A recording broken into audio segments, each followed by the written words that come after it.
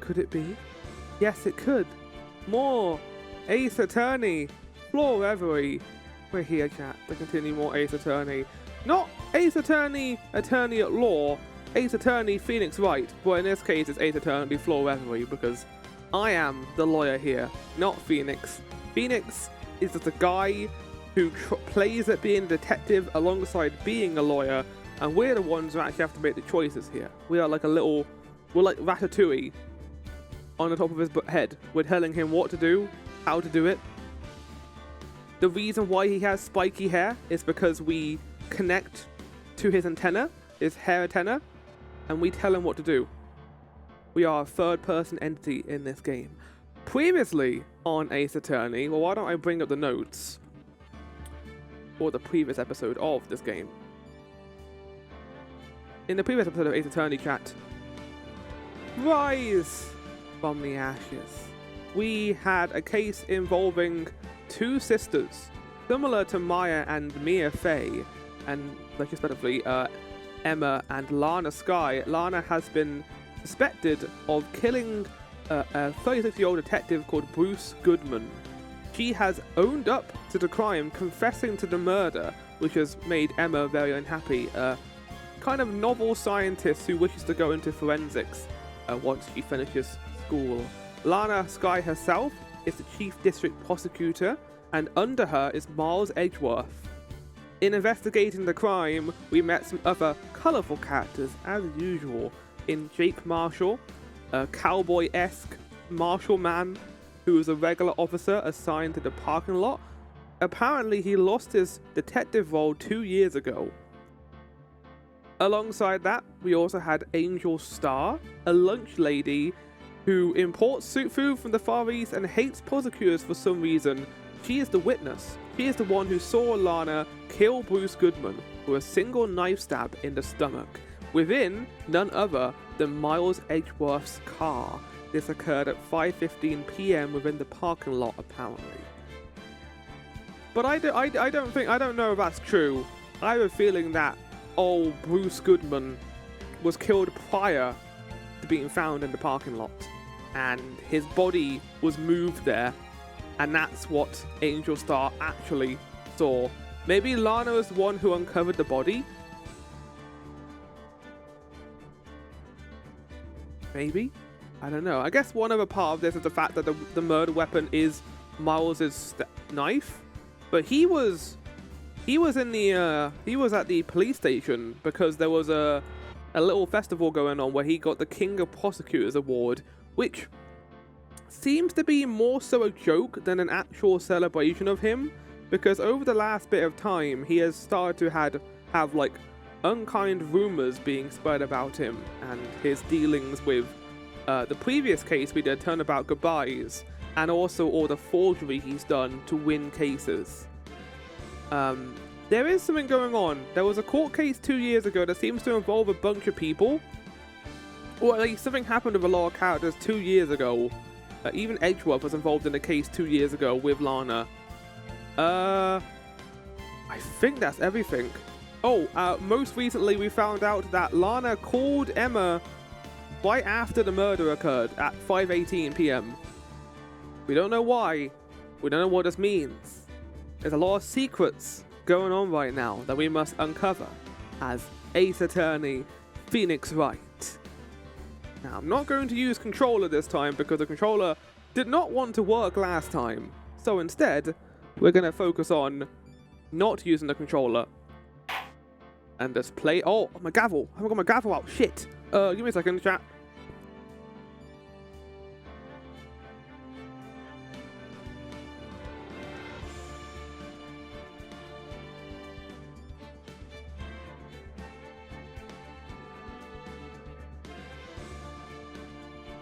Gavel acquired. Right, let's go. The first day of court. February 23rd, 9:34 a.m. District Court, Defendant Lobby, number 2. How did the investigation go yesterday, Mr. Wright? Frankly, there was still a lot of grey areas. Or rather, the whole thing is one big grey... Yeah, because of you. You're not giving me all the information, Emma. You lied about the phone call. Well, you didn't lie about it. You didn't tell me, which I need to know. There's something going on with her that we don't know. Well, don't worry about me. No matter what the outcome. I'm ready to accept my fate. What, you mean murder charge? I believe in you, sis. Mr. Wright, let me offer you a word of advice. Yes? A defense attorney should never believe their client.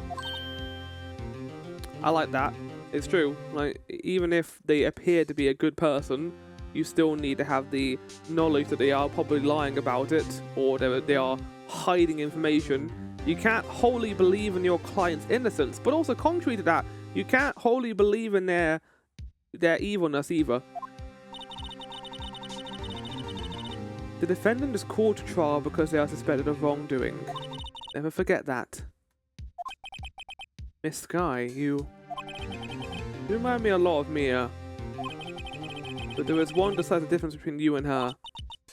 And that is, you're not a defense attorney.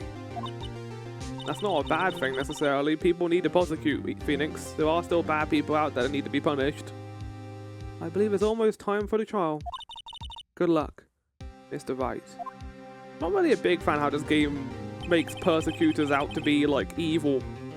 Because they're not. They're just doing their job. My first trial of our fate helping me. Welcome in, Damska. No one's gonna bail me out this time. Yeah, we haven't got Maya to do the spiritual guidance either. I'll be alone in there. So I have to discover the truth. All by myself. We have to put the work in. Holy shit. Let's do it, Mr. Wright. I'll be with you the whole way.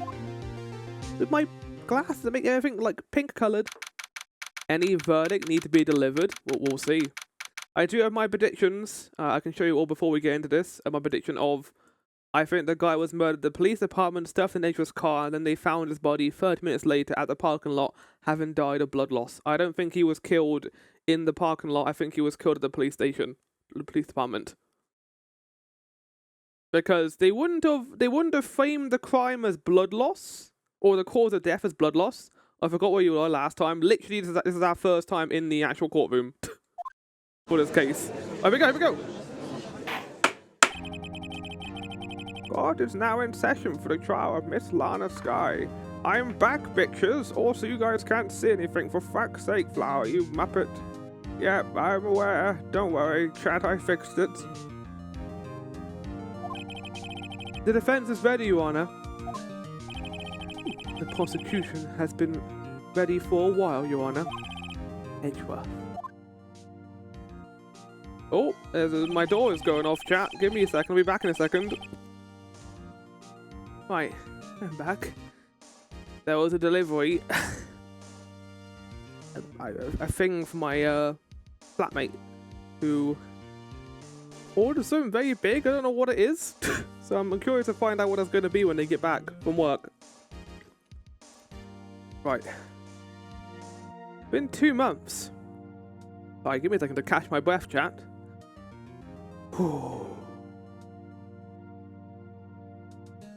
But I haven't been in the courtroom since his trial. I like how this was like kind of 2 months ago in actual game time too. That's not actually right. That was in August. That was like about 4 months ago. I hope that personal feelings will not be a part of the proceedings today, Mr. Wright. You better not look at me longingly. I'll try my best. I will choose the path I think is right, regardless of what those around me might say. The judgment to be made here is in our hands, not those of anyone else's. Very well, Mr. Edgeworth. Your opening statement, please. Chief Prosecutor Lana Sky has committed an unpardonable crime. Not only this, but she is rash enough to commit it in the prosecutor's office lot. Wow, much more forceful in person. Suddenly feel like confessing to everything. Oh my god. If you want Edgeworth to step on you, Emma, why don't you just ask him? However, she will now pay for her rashness of her life. There was a witness to a crime.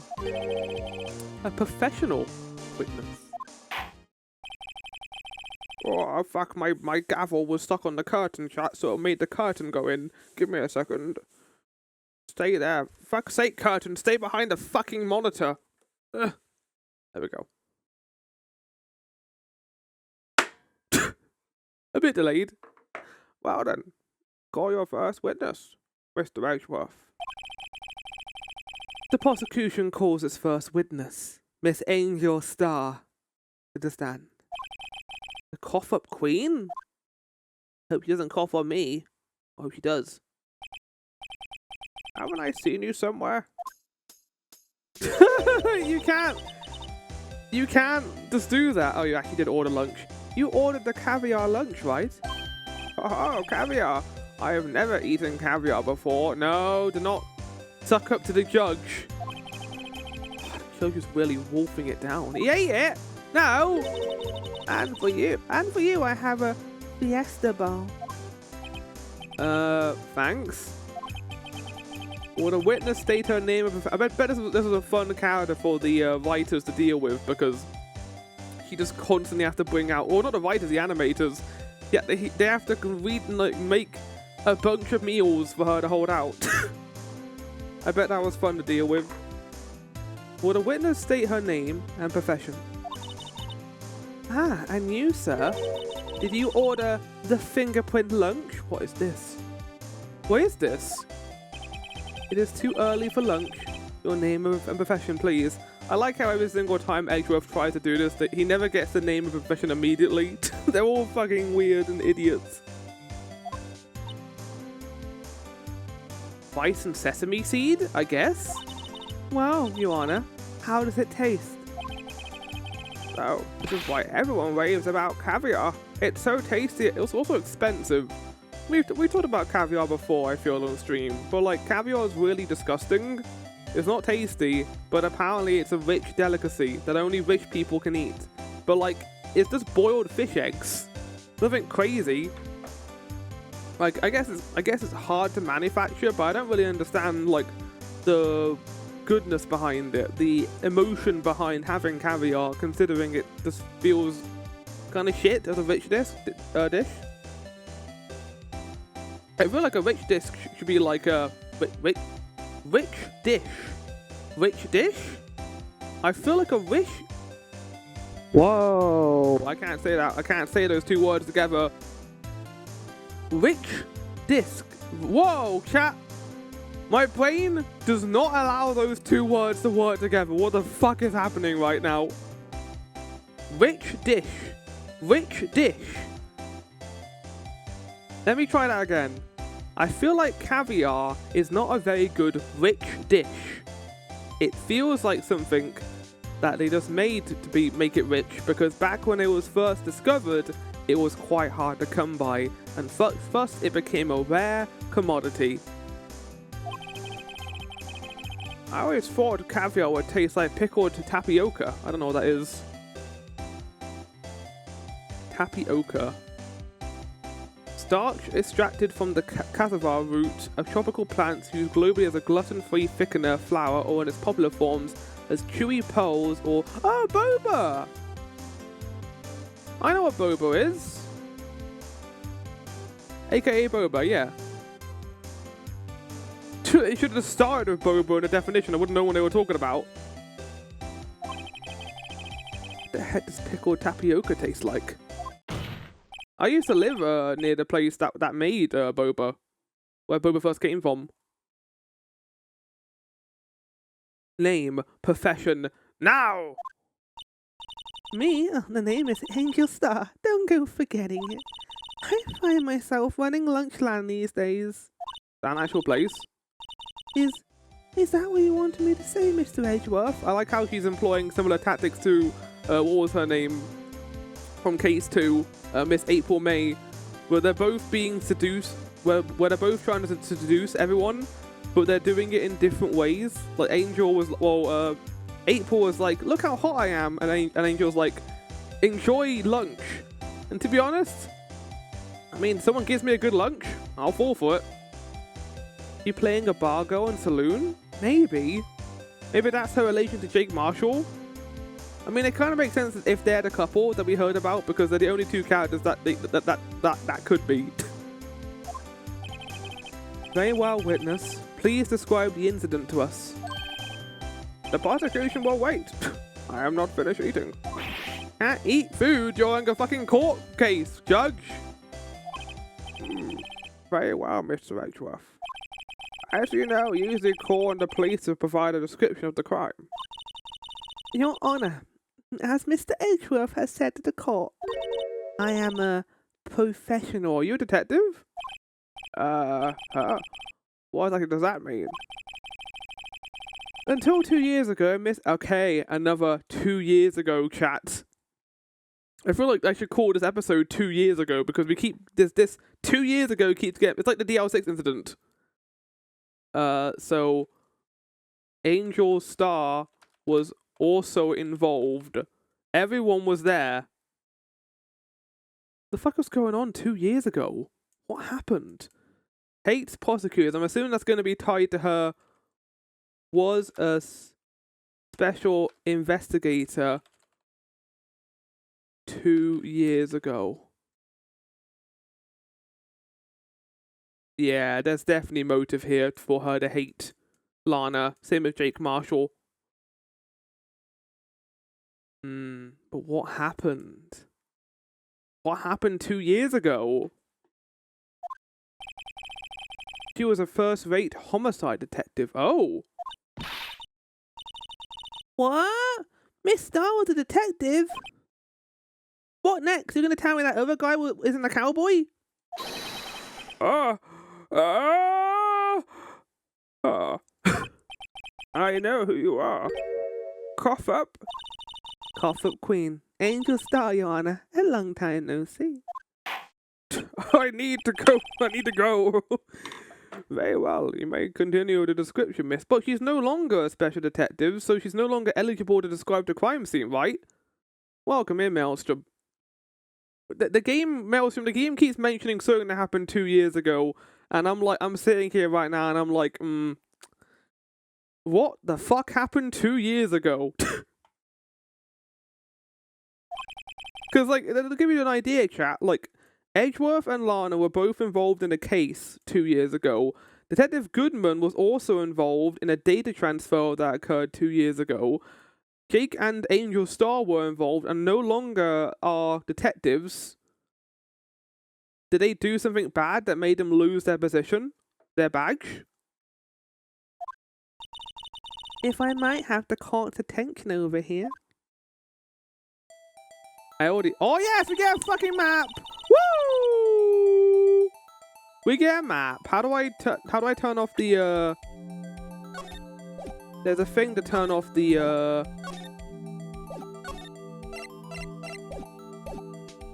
Oh, I want the map. I want the actual picture of the map without thing about in front of it. There was an option for that. Ace Attorney toggle off text.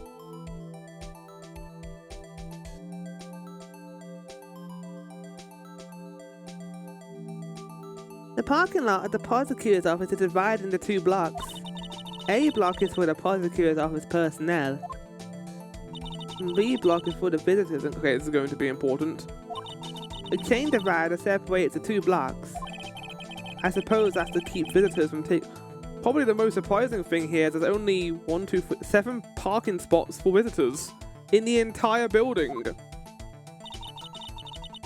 The crime took place by a car in the back of A block and the car's trunk. The killer stabbed the victim with a knife and went to drive the body out. Unfortunately for her, there was a witness, and an arrest was made on the spot. Well, no, but you're not describing the crime scene. You're describing things that occurred in the crime scene, which you are biased by. Oh, was there a bot? I didn't even fucking see it. You killed it so fast. And who was this valiant witness? Why, it was me. Yeah, you can't describe the crime scene because you're inherently biased in what you saw. We need someone who's, like, got an actual, like, outsider. That's why you got a fucking jury. Which, by the way, isn't a thing that exists in this game, apparently. Parking lot floor plan added to the... Like, nice! I want that. Right. Teehee. This is my favorite part of the game. I love having the map. My weakness of command. No, this is my favorite part. I love this part. We did an entire thing with the Gourd Lake one, and that was wonderful. Right, let's get that in.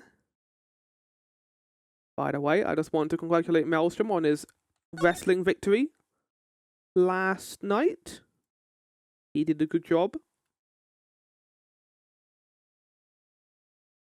I also want to say that while I never do great in the wrestling thing, I was very happy that I took out the absolute menace that was Forever Rotting in the first half of that match. Like, in that 30-person fight, Forever Rotting, I don't think if me and Ariel took him out, I think he would have just kept taking people out. Me and Ariel died so that everyone else could win. Poor Morbo. He didn't even last like 2 seconds. Usually I'm the one who goes out in like 2 seconds. My weak little frail flower body doesn't survive very long in the ring. I didn't employ my spin tactic, which is what I did on Geralt that one year. You know, I was wondering, should I ever change my character model and ask Maelstrom if to change it. But like, I don't mind the flower. I think it works quite well. Like, I could make it more Floor Reverie themed, it being a cat person with cat ears, but I think it's unique enough where it doesn't need to be changed. Right, anyway, there we go, chat. So I'm just gonna add my, my little things just so we have them ready to go. We've got AS. I'll be putting out a call for any changes sometimes this year when I switch off WWE 2K23. AS. LS.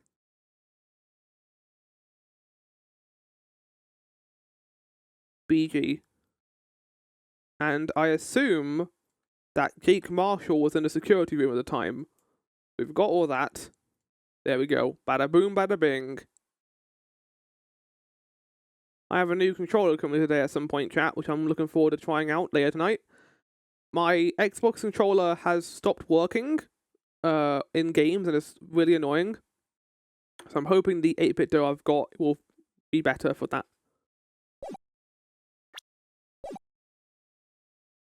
Witness, did you see the very moment of the crime? Of course, Your Honor. Immediately after that, I apprehended the chief prosecutor. Wait, so you even apprehended them? They seem to have a cutting try, doesn't it? Well, Mr. Wright. I can't agree on principle, Your Honor. Also, we've already dealt with strange cases, Your Honor. You shouldn't just assume that this is pretty self-explanatory. It seems that some poor fools are unwilling to accept the truth, Your Honor. I'm sorry, I'm giving it too much of an accent right now. Can I proceed to crush what little hope they have remaining? If you can, then give them your worst, Miss Star. Wait, are they talking about me? Here we go. Witness account.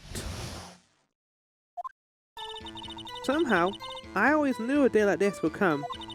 I was on my way to deliver a lunchbox to my boyfriend when I sensed something. Perhaps it was my finely honed detective's intuition at work. Holy shit. With a wire fence, I saw the chief prosecutor standing next to a garish car. The chief prosecutor was holding a knife in her right hand. Then, she thrust the pointy tip of the knife into Detective Goodman's chest. I feel like I've already given the character this accent in this game. Bringing a lunchbox to your boyfriend? Oh, how touching. As you can see, there is no room for doubt. The key point of your testimony seems to be nothing other than the point of the knife which you saw being stabbed into Detective Goodman. I mean, she could be lying about it. So, how does it feel to be so utterly crushed? That sounds like complete bollocks, doesn't it? Yeah. I'm still thinking about that. Yeah, here's the thing.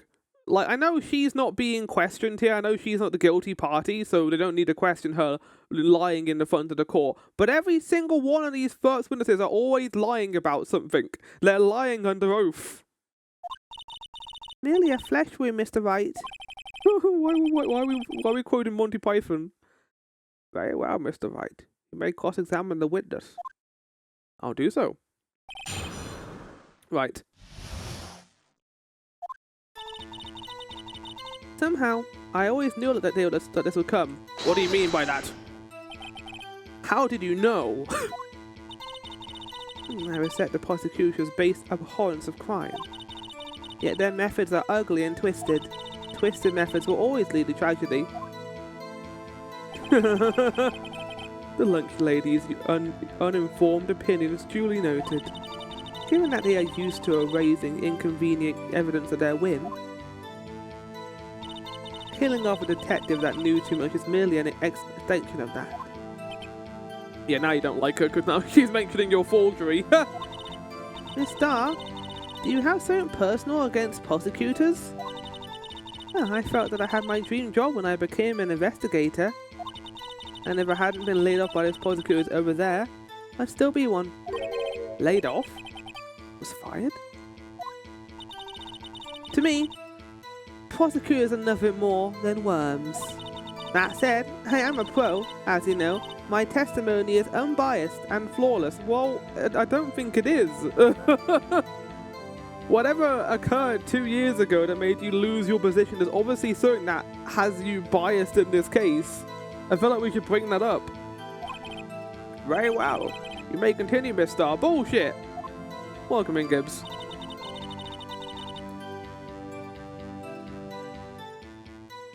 Oh, I didn't realize that there's a little... Whoa, is this new? That's like the little dots there that tell you how far with the testimony you are. What the fuck? Yeah, look at this. Oh, cinema bars. That was not there before. That was not there last stream. Last time we streamed this game with inside of the court. Interesting. You were giving lunch to your boyfriend? This boyfriend? He's a detective? Not that boyfriend. The security guard. That boyfriend? You have several? Yes. This boyfriend, that boyfriend, and the other boyfriend. Okay, so she has 3 boyfriends. I'll add it to our lunch lady part. Has 3 boyfriends. You can't just have one, she needs to have multiple. It's the only way to satiate her. So, witness. So,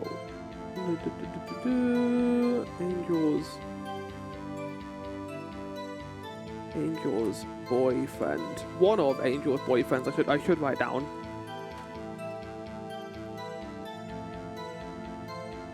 Good addition. Yeah, I agree. I like the little dots. They tell me how far for the thing I am. Ooh, care to join?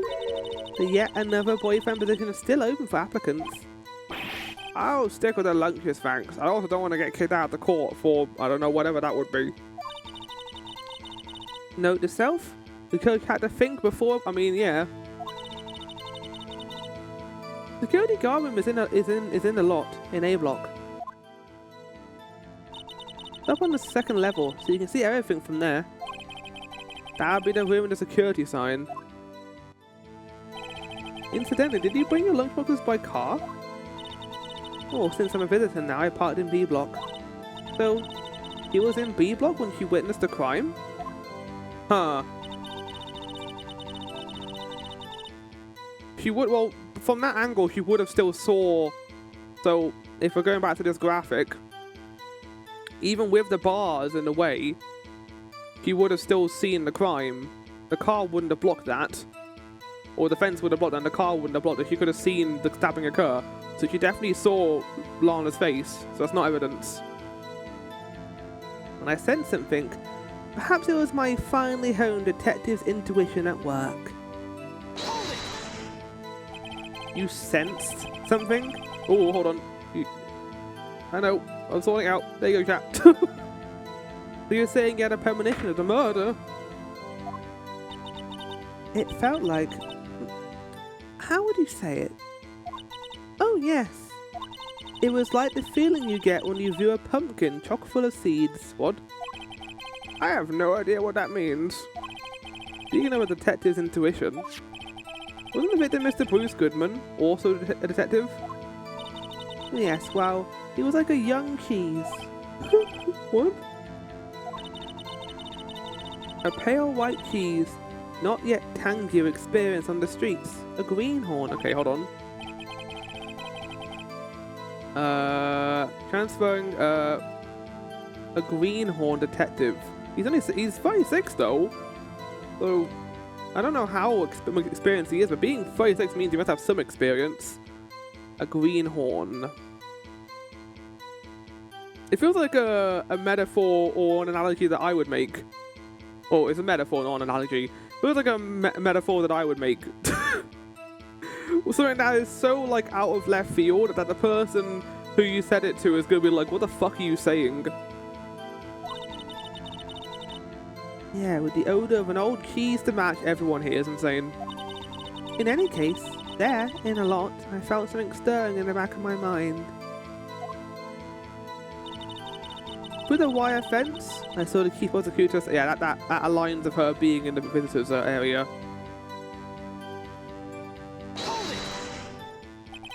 By garish car, you mean Mr. Edgeworth's car? Yes. Mr. Edgeworth's? Incidentally, the knife with which the victim was stabbed was also Mr. Edgeworth's. Wasn't it? Indeed it was. I really like that knife. I'm sad I got... Oh, here we go.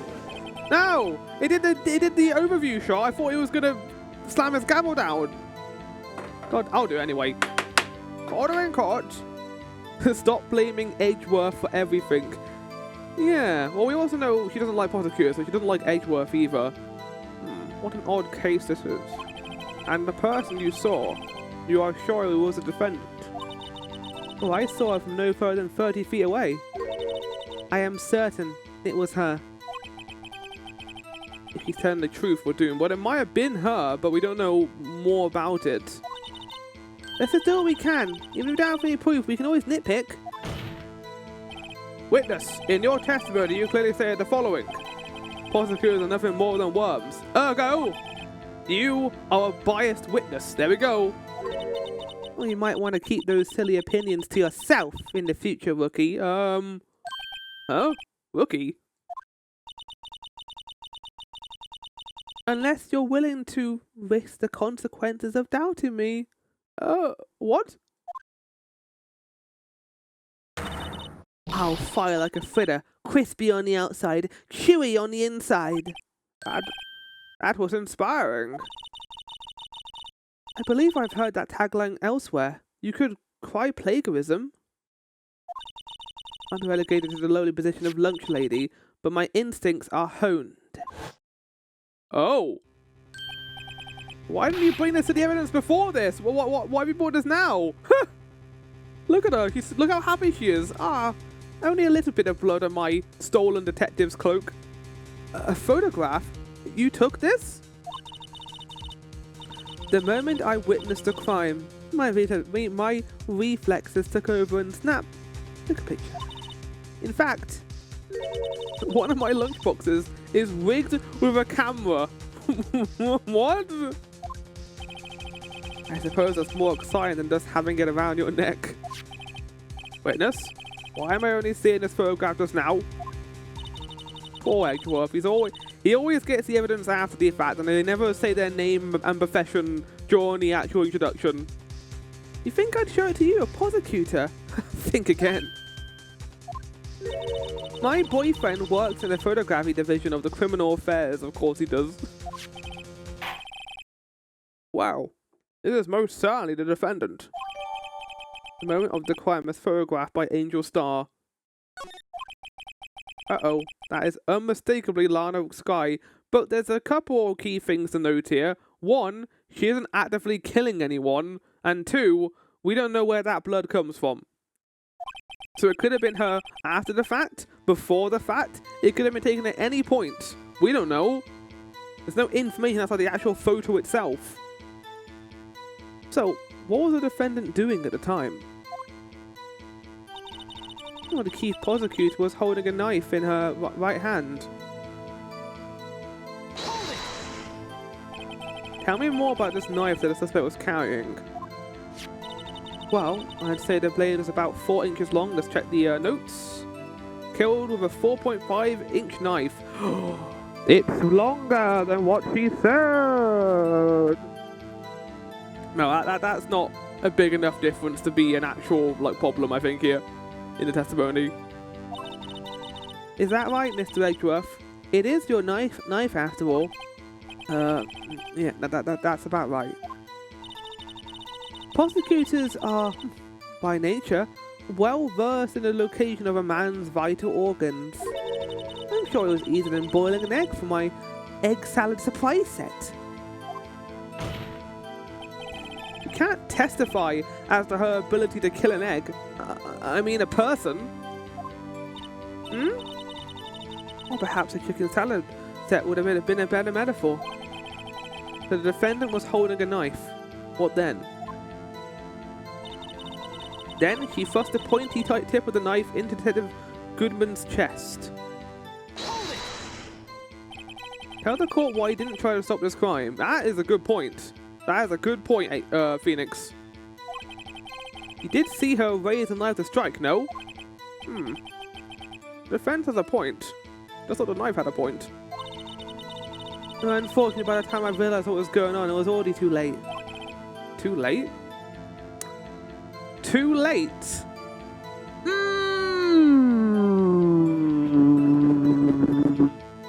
Too late, you say? Well, I don't believe they died from a knife wound. They died from a little thing that takes a while to die from, called blood loss.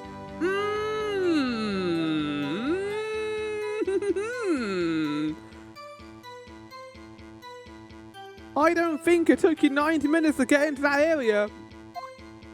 Yes, the next moment, the chief prosecutor brought down the murder weapon. I see. It's only a flesh wound, Mr. Wright. We can make it. You said that before. Anything else? Scientifically speaking, Miss Starr's testimony is flawless. Sounds pretty fatal to me. What do we do? Is this it? Well, scientifically speaking, if you get stabbed in the chest and it's not a fatal wound, yes, you will die from blood loss, but that'll take a while. You should know this, Emma. Let's keep our heads cool and press the witness a bit, shall we? For some reason, having her panicking next to me makes me calm her. Don't smile like that. Right, well, I know what part of the thing I'm going to press. Or we'll give evidence to.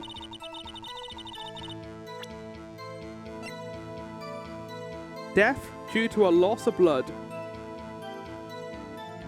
She saw the crime occur.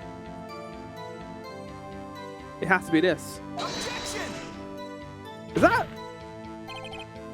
No! No! No! Fuck off! Fuck off! Fuck off! Game? What are you talking about? You guys can't see, but look up there. Why is that red? Angry cinema bars. It does. I don't see anything contradictory. She said she died from thingy. Oh.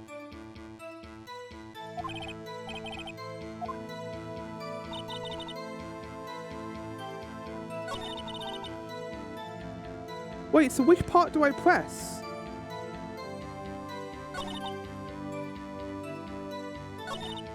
Chat, this has to be it. But maybe I pressed the wrong part of the case. Also, we need to save before doing this.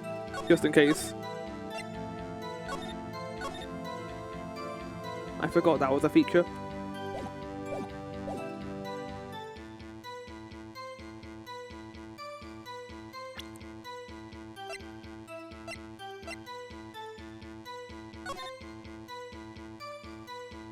Not a knife. It's not a knife itself, I don't think. None of these. Edgeworth appeared at the car. Well, there's an obvious fallacy here. If the car was only there at... and they died from blood loss, how quick can you die from blood loss? It's not going to be instant, is it? Wound was caused by a single stab between 4 to 5:30 p.m. Cause of death, loss of blood from chest wound.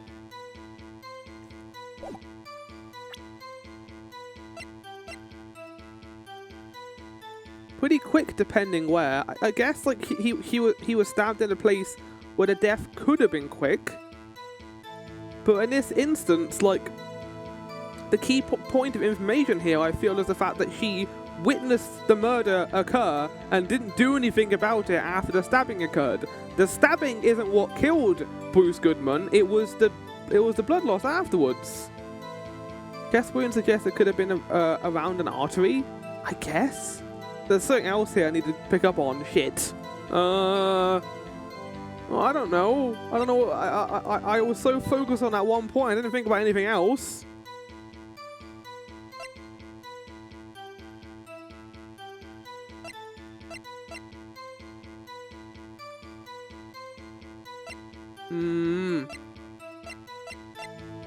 No, don't present the knife. Thank God.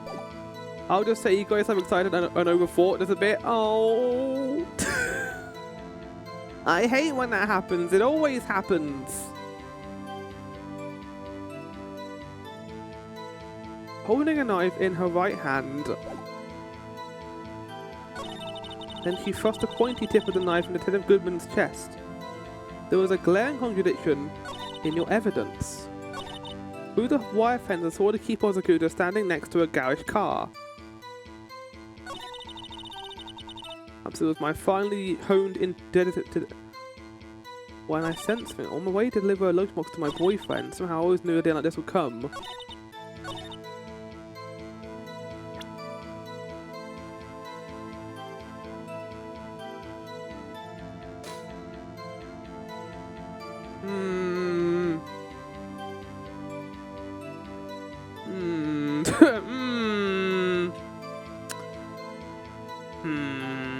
Use this opportunity to eat my sandwich. It's so obvious that I can't figure it out.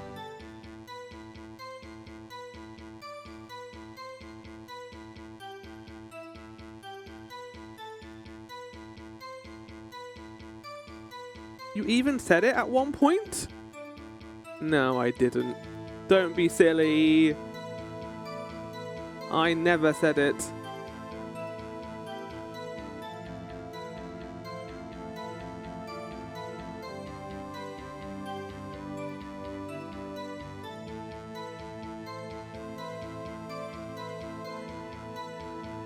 I don't know. I don't know, man. I don't know. Well, let's go for the evidence. It's not going to be the attorney's bag, is it? It's not going to be Goodman's idea. It has nothing to do with this part of the case. It's not going to be the King of Prosecutors trophy. It's not going to be Edgeworth's knife. I mean, his knife was present during the actual crime. And he was using it. Apparently, is what she said. And I can quote what you said, but it's giving you the answer, so you let me know. I'll hold off on that. Is it the timing? Like from 5:12, it being too quick? Like it being too coincidental, her being there at that exact moment? I mean, that's why she's here. That's why she's a witness, because it was a coincidence that she was here at that exact moment. But looking at this now, I'm not too sure.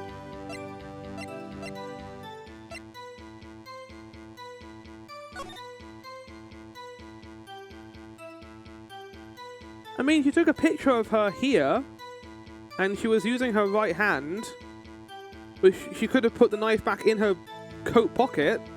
She's not got a knife here, but that's not going to be it, is it?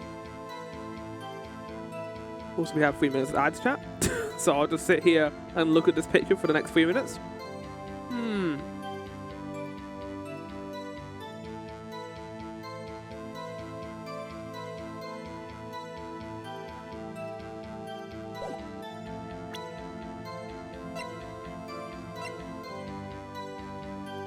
She would have witnessed the phone call, wouldn't she? If she was watching. Maybe that's it. She would have seen the phone call happen. And we know the phone call was occurring. Well, that's too obvious, apparently, according to chat. Maybe read the description of your evidence again. I think what's here at the PD on the day of the murder. Murder weapon used in April's toolbox. Traces of victim's blood, no prints. Victim. Well, she was wearing gloves, as you see in the picture. Record of parking in the prosecutor's office lot. Entered lot at 5:12 p.m.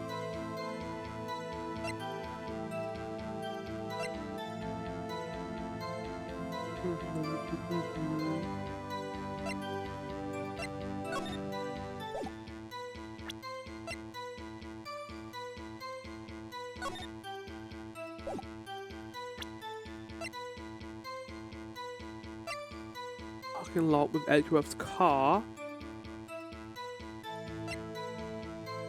The moment of the crime was photographed by Angel Star. Moment of the crime. Well, she's not got a knife in the picture, but she could have. I guess I'm. Hold on a second. hold on. Is this it? That's really fucking stupid. The moment of the crime. That it's a bit of a weird wording to that, because that could mean after she killed him, which was still the crime. In my definition of what a crime is, a crime doesn't end after you kill someone. It just means it's what happens afterwards. I assume that like this picture was taken with her putting the knife away, but I guess she doesn't have the knife in the picture itself, and her coat is bloodied.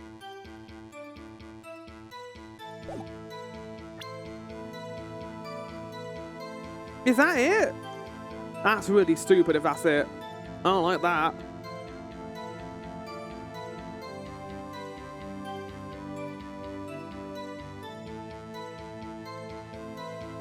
Do you want confirmation? Why not? We've got 20 seconds of ads left.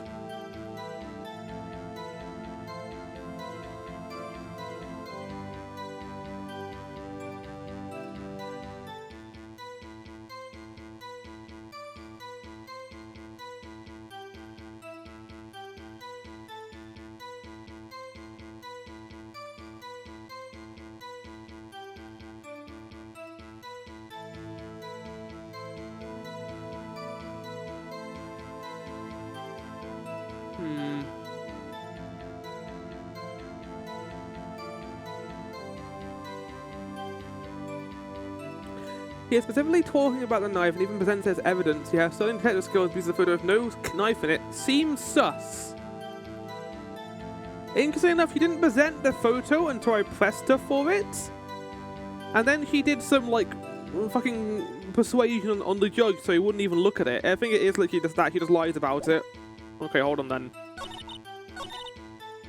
Was holding a knife in a right. Okay, well, there we go. Well, that's.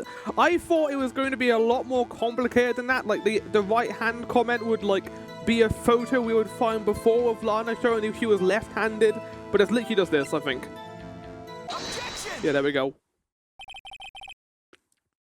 Can you witness this? Also, Vince's voice is different during that objection. You saw Miss Sky stab the victim with a knife. As I've already said, yes, I swear it on my finest salmon swirl lunch. Well, I'll eat your salmon swirl lunch right now because you're wrong! I'm sure that is a fine lunch. But isn't that odd? Look at this photograph. This is a photograph he took at the very moment of the crime, is it not? Then why is Miss Sky not holding a knife? Nani? Ahem. Mr. Wright, your thoughts? oh shit. He originally the voice was Ben Judd, and in this case the Sam Riegel. Oh, I know who Sam Riegel is. He's from Critical Role, and he's also the voice of the best voice actor of Alphino from Around the Bond. For the glory of Eorzea. Objection. I like how subdued it is. Objection. Oh, that had to be the weakest objection ever, Edgeworth. Yet it was still stronger than even your feeble mind, Mr. Wright. Oh shit. What do you mean, Mr. Edgeworth? This photograph was not taken the moment before the stabbing. This was taken a moment after the stabbing. Yeah, I'm with you. This is still part of the fucking crime. Objection! And how can you tell that? Blood spatter. Okay, so it wasn't artery then, huh? The dark crimson stains on the Chief Prosecutor's coat? Okay, I understand what the game is doing here. Like, basically, this is to lead to the more complicated part of the case, where we have to say something like, oh, this photo, you don't see her knife, you don't see the knife in her right hand, and then that will lead to the part where you actually got to think about it. The problem is, chat, I was already thinking ahead, and I was going, okay, what is it going to do here? What's it going to do at this point? But I was not thinking about this part where she's holding, where, you know, she's not holding a knife. Like, this is to lead to the more complicated question and puzzle. But I got, like, stumped on the part where I was like, oh, I just need to get to that point, the springboard, for the actual puzzle part. Ah, yes, it's hard to tell, but this could be blood. Well, Mr. Wright, I see no problem here. Well, it could be blood. Doesn't mean it is blood. Could be fucking, like, black ink for all we know. Objection. No problem, except you. Mr. Wright, are you just going to sit there and take that kind of abuse? Only from Edgeworth. Ah, got a better idea. Fucking objection. Always object. Wait, that contradicts what a witness said in her testimony. Namely, that she took the picture the moment she witnessed the crime. This is very stupid. Wasn't there a thing in one of the previous cases too where I was annoyed by the stupidity of the question? I think it was last case, and it was involving Gordy. What was it, chat? I forgot. I can't think of it right now, but there was a point in the last case where I hated the fucking puzzle because of how stupid it was. Was it last case or was it Samurai? It was one of those two. Well, it seems I was slightly unclear. When you get perfect witnesses like this, Phoenix Wright tends to nitpick apart the testimony, as Emma would put it. Okay, right. Well, it seems I was slightly unclear. My apologies. They're not so perfect, are you?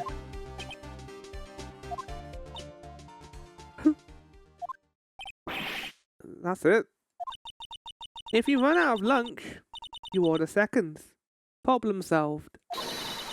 If you don't like it, try ordering the jumbo-sized lunch from the get-go. I guess makes sense, making them re-describe stuff in more detail tends to lead to more clues. Yeah, I know what you mean, but it's also... The way it's done is like, it describes itself into more detail, which was the part I was waiting for. This is the easy puzzle, which is going to lead to the harder puzzle, which I was already thinking about, and wasn't prepared for the easy question, which just went over my head, because I didn't even think about it. Good advice. I'm not sure I understand it, but good advice. I don't have time to stop her.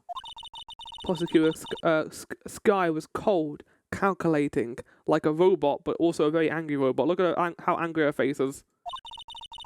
She killed without pain or remorse. It was a premeditated murder. Objection! Premeditated? How do you know? Look at the Chief Prosecutor's hands in that photograph. Well, are those gloves? She could have just been wearing gloves. Surgical gloves, made of thin rubber most likely. Why don't you have those on?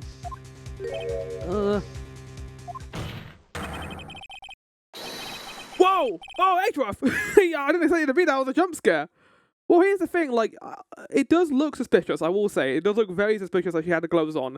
But I also think this implies that she already knew about the body and wanted to make sure her prints were not on the... But if she knew she was going to be caught, anyway, why would she do that? It implies to me that she was moving the body away from a place that could have endangered Edgeworth, or maybe Emma, maybe. And in doing so, I mean, now it makes sense because she wants to be persecuted for this. I think she even mentioned before that she wanted to be caught in this. So if that saves one of these two, then that will protect them, right? That's what this means. And it would also add a bit of irony to the whole evidence transfer thing. Like, oh, what kind of evidence were they transferring? Probably an entire human body. Why not? Who was Lana trying to protect? Wow! There was something very funny about Edgar slow blinking while you're talking this out. He's just staring at Phoenix longingly. These gloves do seem to tell a tale of premeditation. Premeditated murder. A serious offense. I mean, it's the same as actual murder. Is it? There is a thing like first degree murder and second degree. So I think first degree is like you actively wanting to kill someone, while second degree is like accidental. Oh no, that's manslaughter. Get Lana out here and put some tiny gloves on her. Word for Uchi.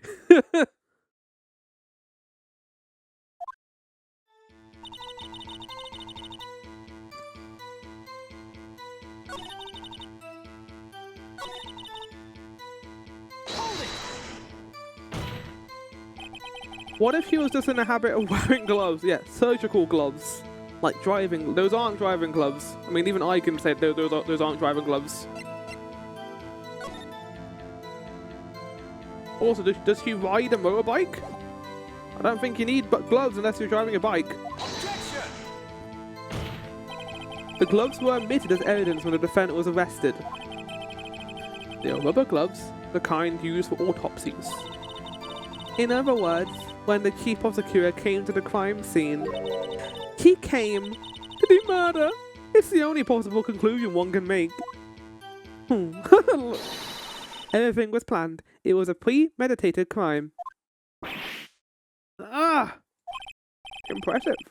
I'm sorry they took you off the force, Miss Star. Yeah, why did they take you off the force? So that's what I want to know. This is bad.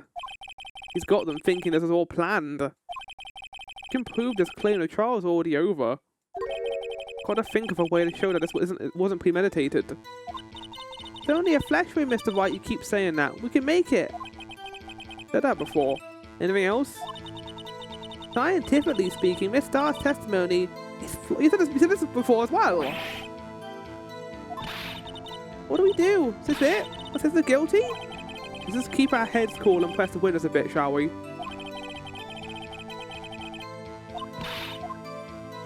Same dollar we got before. I call bullshit. Well, it's obviously the final line, but what is the evidence for it? The murder was planned. The rubber gloves prove it. So our job in this part of the case is to say the crime was not premeditated. So we need to prove that there was even a crime of spontaneity, or it was a crime where Goodman was attacking her. Maybe. The thing is the knife stab in a vital organ would seem like a premeditated murder. So I don't think the knife or the autopsy report are going to be helpful here. This, and this are not going to be helpful in this part of the case. 675-12/2.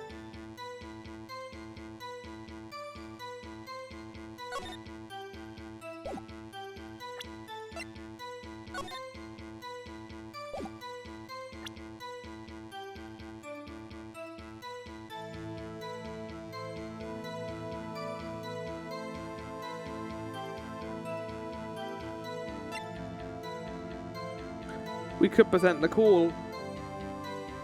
Maybe this would tell us something, right? It's not this. It's not the map. The only thing I could think to present is this, to show it wasn't premeditated.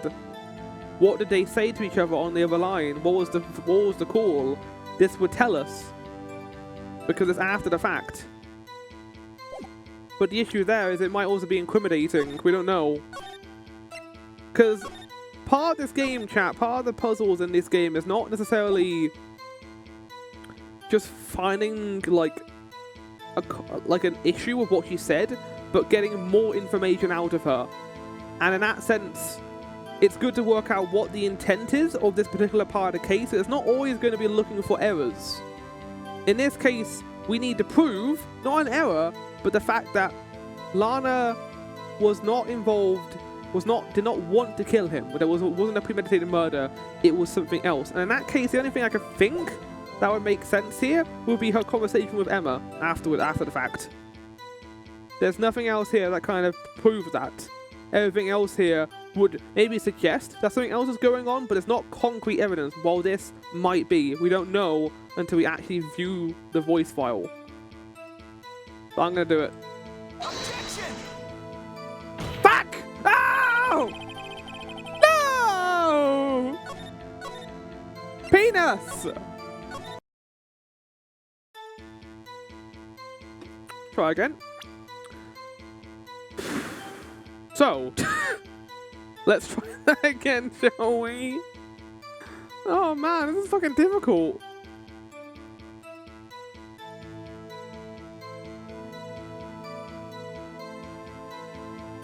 What am I not thinking about here? Let's go back to the crime. Let's bring up the document. Let's go through what occurred. We believe that an Angel Star witnessed the murder where Bruce Goodman was behind Edgeworth's car and Lana Skye stabbed him with the knife. Edgeworth's knife, which... Oh! Hold on a second. My brain is computing this information.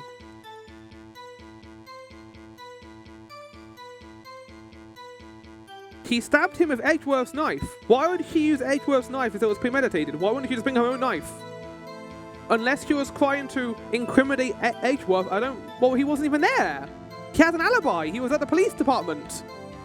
If someone this professional trying to kill someone, they would know that. It's the knife. It's the fucking knife. No, it's the knife. It's the knife. It's the knife. It has to be. Why would she use Edgeworth's knife? She could have used her own. Objection! Yes! Woo! Oh, fuck, you guys can't see anything. Oh, give me a second. How do we avoid the penis? Witness, do you know what this is? Are you trying to test me? I sell box lunches for a living. What does that even mean? That's a knife. The knife. The knife that was in the Mr. Edgeworth's trunk. Indeed it is my knife. Objection! What's with this case? The bloody murder weapon, a red car, all belong to the prosecutor there. We hate this guy. The defendant is the chief prosecutor for the district, right? Mummy, are you prosecutors bad people? Why is a child out of a fucking murder case? The defense has a request. Also, that's something that hasn't happened in this game before, so that must be a new thing from the other games. What, like getting to hear the crowd speak? Because that was not a thing that's been done at all in this game yet. It's kind of cool, like, getting to see some of the things that is in game 2 and 3 in this game. Now, because we're on case 5. We asked that the witness provide an accurate testimony. What's that, rookie? They've done that before, I think. I don't remember it. In your testimony, you said that Lana Skye planned this murder. And that's why she was wearing those special gloves. Like a natural conclusion to me, the gloves do indicate planning. But why use Edgeworth's knife? Why not use her own? However, why would she not also prepare the most important thing? The murder weapon. Oh. The knife just happened to be in the trunk of that car. Ladies and gentlemen, if you're going to plan a murder, you don't forget the weapon. Oh! Whoa! Yeah, because it was in the toolbox, wasn't it? Oh! Order! I'm so glad I get to use a gavel again. Great. Now the tide is turning in our favor. Now to do the final blow to this lunch lady. Great show, Mr. Wright. This is as good as free. Oh, no, she's not. No, Edgeworth, no! Right. I believe the next lunch you'll be eating is humble pie. Wow, okay. Maybe don't try puns, Edgeworth. What? I hope you weren't deluding yourself into thinking that the tide had turned. Not over such a trifling detail. But this shoots a hole in the whole premeditated theory. The prosecution could care less if it was premeditated or not. The only one who seems to care is the lunch lady over there. It's true. The defendant Lana Skye murdered the detective with a knife. That is the only thing the prosecution needs proof. Nothing else. Very good, Mr. Prosecutor. I suppose you think you're clever now, but you know as well as I did that he planned on killing him. It was planned. If it wasn't, why would he have been wearing... I believe I'd like to hear your testimony again. Witness, please tell us only what you saw, not what you thought. Interesting enough, the judge also stopped him from speaking more there. How dare you! My powers of deduction are not to be underestimated. Really now? Angel's deduction. Okay, I can't wait to hear this. Lana Skyler intended to murder Detective Goodman. That's why she called a victim all the way to the prosecutor's office. I'm sure the key prosecutor had a grudge against the victim. Nothing else could drive that human machine to plunge the knife in again and again. Oh! Oh! Finally, we get to my part, which I had planned in advance. Wrote this down. I'm pretty sure. Where is it? Where did I write it down?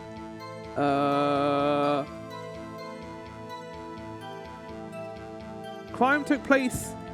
Put body in trunk of car windows. Wait, where did I write down that it was only stabbed once? I swear I wrote that down. Yeah, stabbed once. In stomach. Right here, chat. Once.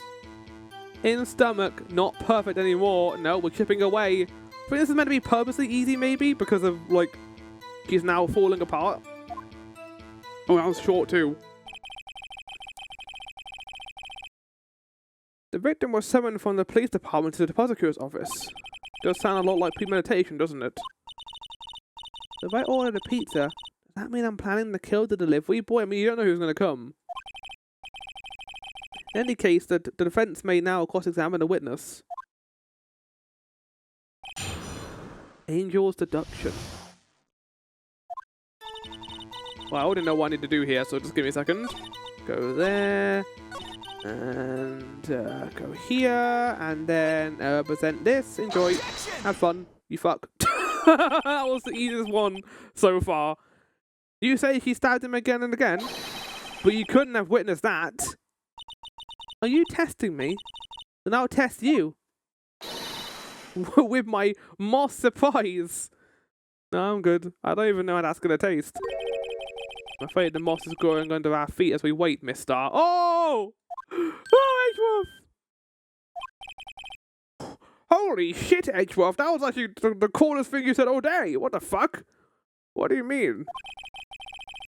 I shouldn't have to explain this, but take a look. Oh! This is character development for him. Like him actually showing the autopsy report and showing it hasn't been updated. To be fair, he hasn't actually, like, altered any evidence since that first case we had with him. The autopsy report states that death was due to a loss of blood from one stab wound. Aha! You're right! Good show. I mean, I did that. I brought that up. What a hunk. He's my hero, really. No. Also, more evidence to suggest this guy suggests Emma wants him. What about my objection? No one noticed? Well, witness? You... Good. How many fucking lunges does she have on her? There's no way she has it all on her back. Where did she get them all? You got the crime scene set, right? Oh, thanks. I always believed that no one could ever mistake ketchup for blood. But now I realize such mistakes are possible. So, you're saying you mistook something for blood? What does she have on her then? She has like 20 different lunches, I think. Well, I found out last time that you're going to get an achievement for seeing all of her lunches. I hope we get. When she lifted her knife, I thought I saw blood at her breast. Splattered blood from her victim. That's why I thought she must have stabbed him at least twice. Then tell us what you thought you saw was blood. What? Sorry. Then tell us what you saw that thought you... Brain isn't working. Then tell us what you saw that you thought was blood. Testify. I didn't mention this at the start of the stream chat, but I don't know what kind of bug I have right now, but I have a pretty bad headache right now, and I'm hoping it will go away over a couple of days. But like, yeah, it's definitely making my speech a bit slurred. Not like terrible, like I can still articulate what I'm saying, but like it's difficult to, you know, focus properly right now. And I don't think doing all this voice acting is helping, but chat, I want to do the streams. I don't want to push them off. Because I think this actually helps me as well, so. In case anyone is wondering. Her red muffler looked like blood to me. I'm sorry, what? That's how oh, you thought her, like, coat was blood. Okay, right. Besides, turned out to be as short-tempered as she looked when we first met her. Having her but as a detective really to set her off. Shortwick burns out the fastest. The scientific fact. Muffler is like a scarf. I wonder, wouldn't it depend on the size of the candle? Not the time for this, guys. Not the time. I mean, add more wax and a really short wick will burn longer. Obviously, more scientific testing is required. Honest guy intended to murder Detective Goodman. But here's the thing about your little bit of new evidence, Angel Star. I might have a counterpoint to this bullshit, because thinking about it now, did I see a scarf in this image? Okay, I need to find out what a muffler is, because I don't know what the fuck we're talking about when we say that. I like how the game expects you to know what that is, as well. I don't see any muffler in this fucking picture. Objection! Maybe it was more popular in 2003 when this game came out. Mister, I demand that. Oh, well, this is clearly not suited for detective work. I love this. They always find some new way with these characters to change the dynamic over. I love the fact that Edgeworth now is like being a defense attorney. Stop feeling my fucking thunder, Edgeworth. I know what a muffler is from Ragnarok Online. That's a hell of... Oh, sorry, not Ragnarok. Online. Yeah, no. I don't know what that is. Maybe it's because of my age, but, like, we just call them scarves. Like, what's the difference between a muffler and a scarf? What is the difference between a muffler and a scarf? Muffler and scarf are often the same thing, with muffler being an older or regional term, especially British and Commonwealth, for thick neck covering for warmth, or scarf is the universal term for neckwear that can range from heavy winter warmers. Okay, so this is just like a regional term then, okay. Welcome in, Jeppo. How are you doing today? I mean, I got a scarf from Edinburgh when I was there, but I wouldn't call it a muffler, I would call it a scarf. How's Case 5? I've been enjoying it so far. Like, I've been enjoying how kind of twisted the secrets are so far. Like, everyone is hiding something, and we still got to find out what happened 2 years ago with everyone. Like, with Angel, Jake, Goodman, Edgeworth, Lana. Everyone is involved in that case from 2 years ago. I think that Lana is protecting Emma and maybe even Edgeworth by being the one who's taking the blame for the murder. Luckily, she's not on stand today, so she's not going to immediately confess to the crime, but... And now Edgeworth has just taken my thunder again by stealing my testament, my objection. What? Also, I feel like you don't need to object, Edgeworth, in your prosecution. Like, if your witness has fucked up, then you can just say they fucked up. The suspect was not wearing a scarf or muffler of any kind when she stabbed the victim. And you've proven it yourself with this photograph. Huh? But that can't... Oh, I got her. Only a professional lunch lady could be so utterly clueless. Oh, he's so fucking based.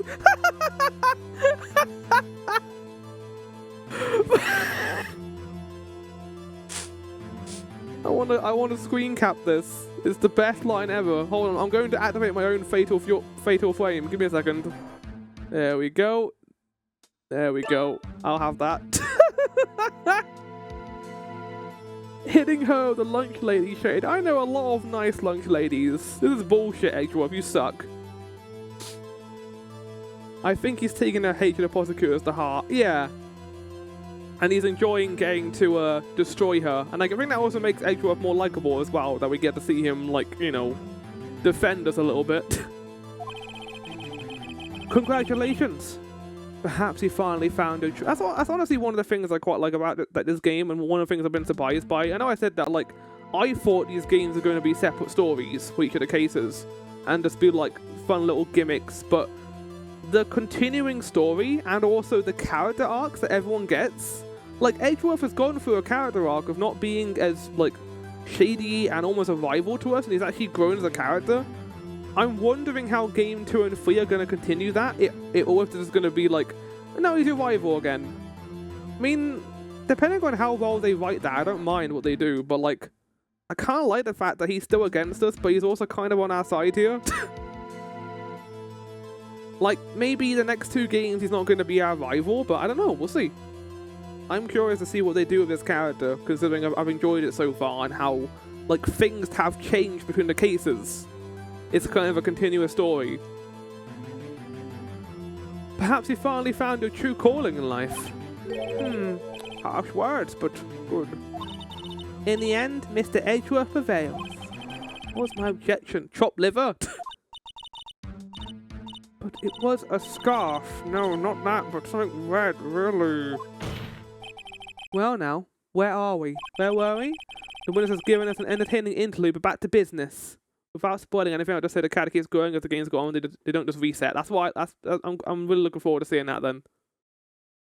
It's also, I would feel a bit risky, right? Like for especially a Game Boy Advance like spin-off, like or not spin-off, but like a handheld game like that, like making the fans have to play each of them to get through each of the stories, and not just resetting between the games is actually kind of cool.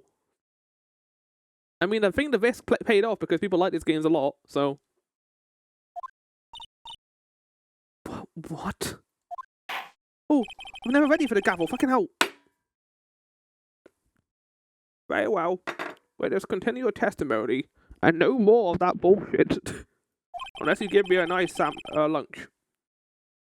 Chat, if you could have a pocket lunch, what would you have? Solved a crime and apprehended a suspect. Tell us about that. I think I'll have like a beef bowl or something. That'd be quite nice. Very well. I do remember some things accurately, at least. Yeah, but you're obviously biased. Only we couldn't shake the most important part of her testimony. Pocket lunch? Like what she gives, like the little boxes. The most important part. The part where your sister stabs the victim. Like, she could have been lying about the photo when it took place, but it doesn't mean she didn't have the knife at the actual moment. All we've done so far is break her down and make sure that her entire story isn't just lies. But, like, she still could be telling the truth. When we think about it, this is a trilogy. The one after these is a podcast, so it's kind of a reset point, but they constantly bring up old events and characters. But as you're playing a new character, it needs filling in on events too, right? Like lunch in your pocket. Yeah. Simple bento with karage. Also, that's character development for me. I didn't say carriage, I said karage. Because that's how that would be pronounced in Japan, I think.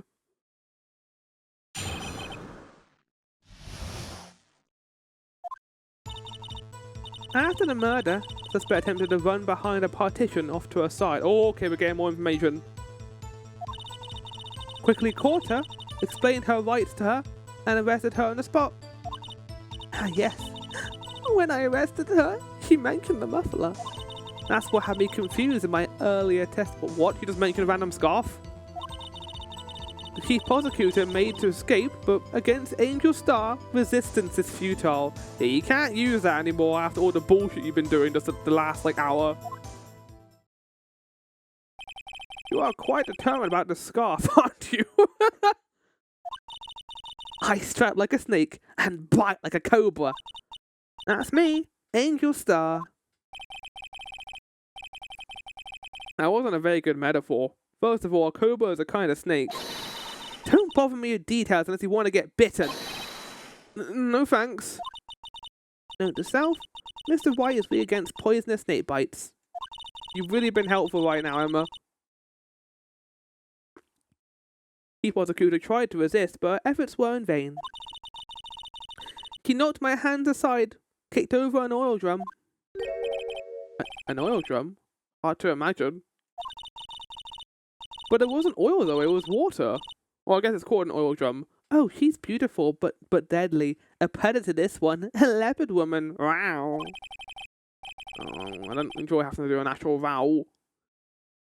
Very well, Mr. Wright. Your cross-examination, if you please. I mean, you've added a lot more to the story after the fact. After the murder, the suspect attempted to run behind a partition off to her side, and that is true. There is a partition there, as we can see in this. She would have ran over here. But how would she get like through the grate? There's no doorway here. Don't lie, you love it. No. Quickly caught her, explained her rights to her, and arrested her on the spot. Hold on. I didn't know. Hold on.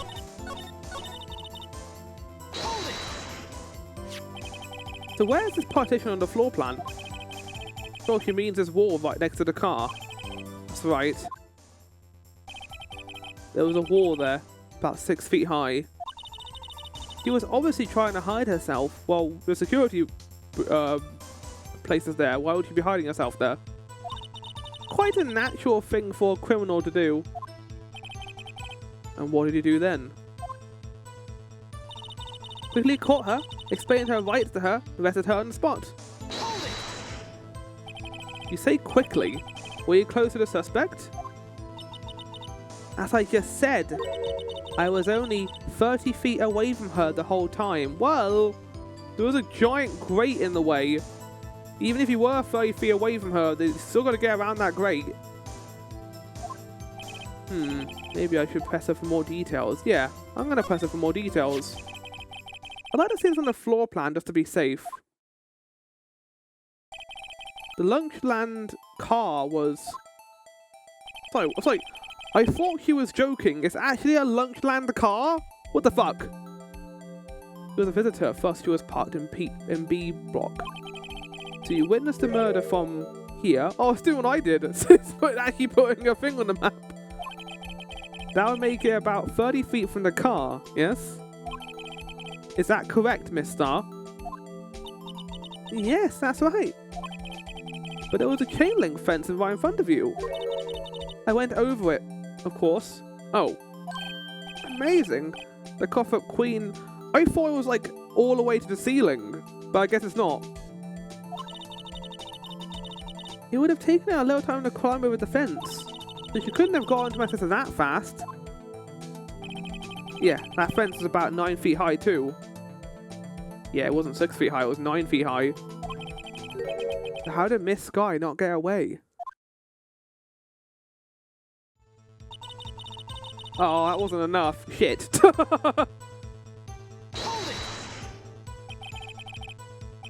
Well, no, but that would have to be it, because why else would he have had an extended explanation there? Mentioning a muffler, what exactly did she say?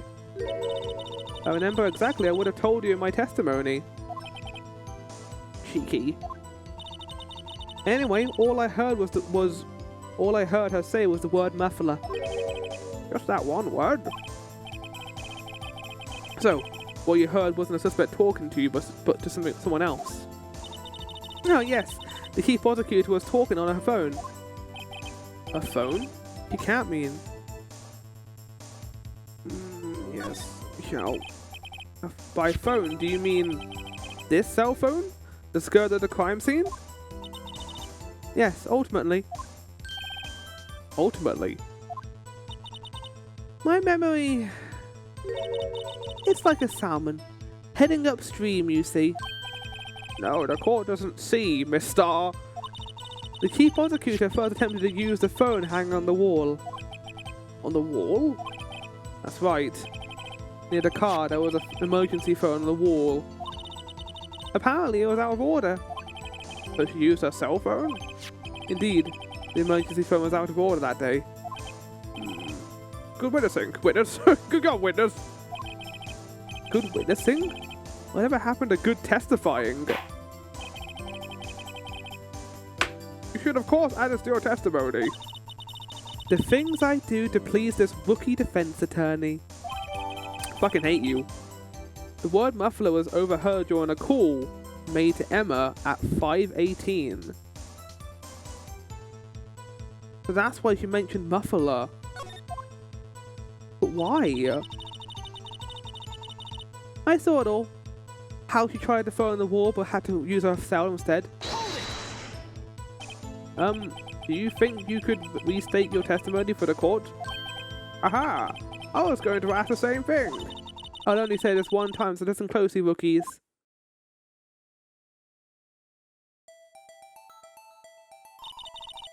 The prosecutor stabbed the victim and ran behind the partition. Then, she put up the emergency phone on the wall, but it was out of order. So she pulled her own cell phone out of her pocket. And during that time, you climbed over the chain link fence. Then, when I boldly grabbed her arm, the prosecutor hung up her phone. But we found the phone near the car. We didn't find it behind the partition, we found it near the partition. It wasn't on that side.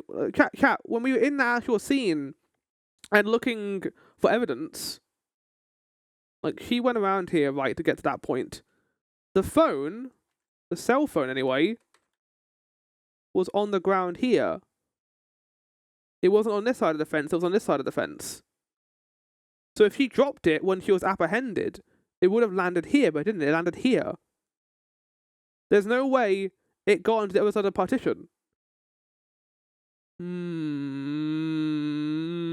That might be a part of the puzzle, but not the puzzle the game wants me to answer right now, maybe. That's why I always fall apart in this game.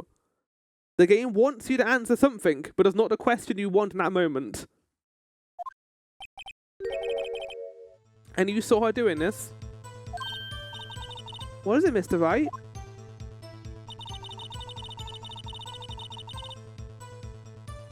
The prosecutor made the escape, but against Angel Star resistance is futile. She made to escape. Can you be more specific? She burst aside my hand and ran. It was a terrible sight to see. Wait, yeah, hold on a fucking second. my brain just registered that. There's no fucking way you could have seen her use the phone if the partition was in the way. Like, even if you were climbing it, you wouldn't have seen her go over there and use that. You would have never seen her do that. So how would you have known she was going to try that emergency phone first? It was a terrible sight to see, like a dollop of lard on a pate of foie gras. Huh? He even kicked over an oil drum at me. An oil drum? There was an oil drum lying on the side of the crime at the scene of the crime. But it's strange. What's that? If you wanted to escape, why didn't you run the other way? The parking lot entrance. That's right. Doesn't make any sense that she would run from behind the partition on the oil drum. Excellent. More mysteries. Wish we could solve a few before finding more, though. Every single Kingdom Hearts game. So Miss Sky tried to run. But my sister is so suspicious, Mr. Wright. Oh, sorry as I am. She didn't do it. You have to believe me. After the murder, the suspect attempted to run behind a partition off to her side. Quickly caught her, explained her rights to her, and arrested her on the spot.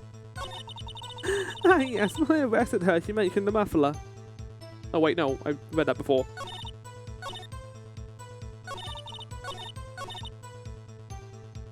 I saw it all.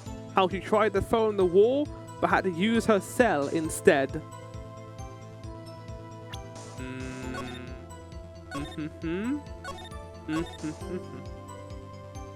Did you now? Did you now? Okay. Yeah, how about have a little bit of this? Objection! Mister, I have to conclude that you have a personal grudge against Miss Lana Sky. Objection! The witness is a former detective, and testimony is unmarred by personal bullshit, fucking Edgeworth. Not after all the shit she just pulled. Fuck off. What are you talking about? Well, who would have thought you would be my knight in shining armor, prosecutor? You who, together with the chief prosecutor, kicked me out 2 years ago. Well, Miss Starr, this is a fatal contradiction of your testimony. How do you explain this? I don't know what you're talking about. Mess with me, and I'll make you cough it all up. No! What do you put on your lunches?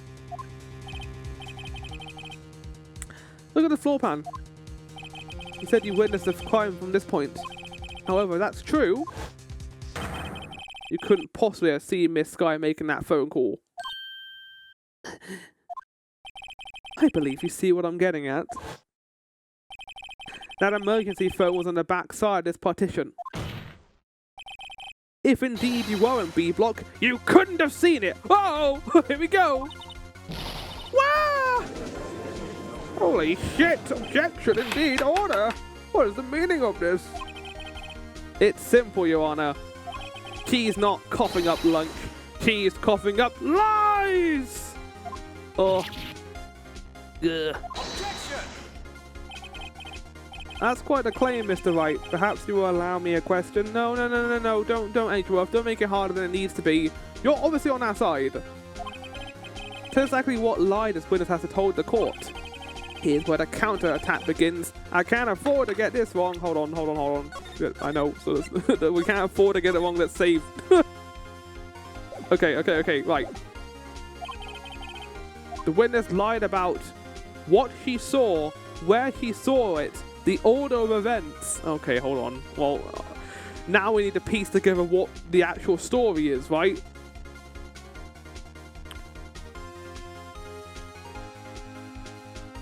I mean, we know she lied about what she saw. Where she saw it, the order of events. I think it's the first one. But she's got a personal vendetta. So it wouldn't be just what she saw. The order of events. Is it the order of events? Let's take every single lie that she's made so far. Let's have a look at that, okay? So, going into our notes. Angel or Star, lunch lady, haste prosecutor saw the murder with beat of the knife more than once. She mentioned the fact that she saw them get stabbed multiple times, even though the fact that she was only stabbed once, or he was only stabbed once. There was the thing about the muffler.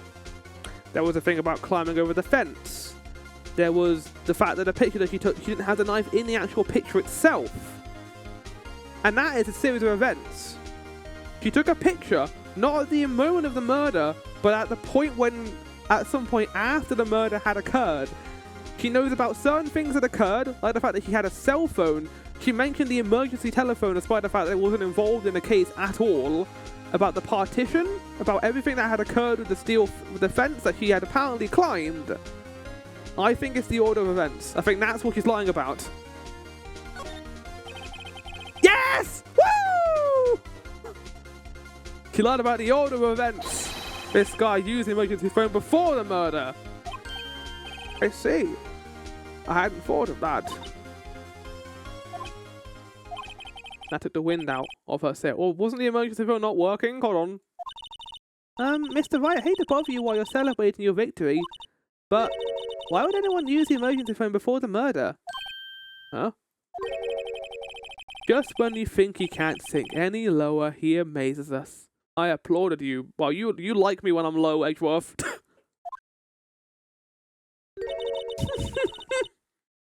Oh god, what the fuck is this? No. No, I'm good. I don't want orange peel on my lunchbox. No, thank you. No! You fuck game! You fuck!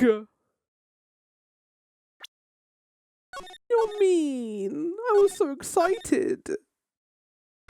I can't believe they played it so well. what he saw. He let up what he saw. Get fucked, yeah.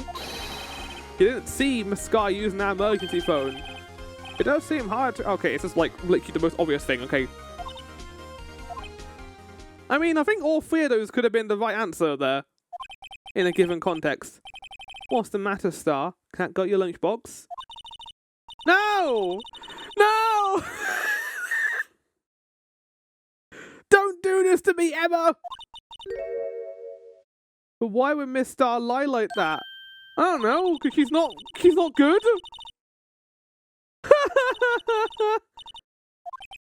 Oh, dang it, she's right. Back! And in another timeline, Flower was correct. And Flower got it right the first time.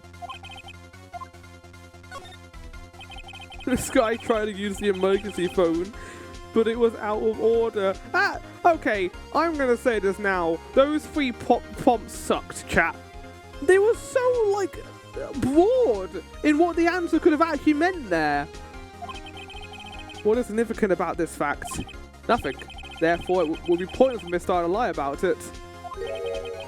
What was the lie? I see. Say the witness did actually see Miss Sky using the emergency phone. It would mean Miss Star witnessed the crime from a different location. Objection! A different location. Now that's a pointless lie if I ever heard one. Objection! Before you call my lie pointless, at least let me tell it. No. I am actually going to stand up and say no this time, Mr. Wright. You don't get to ask the question.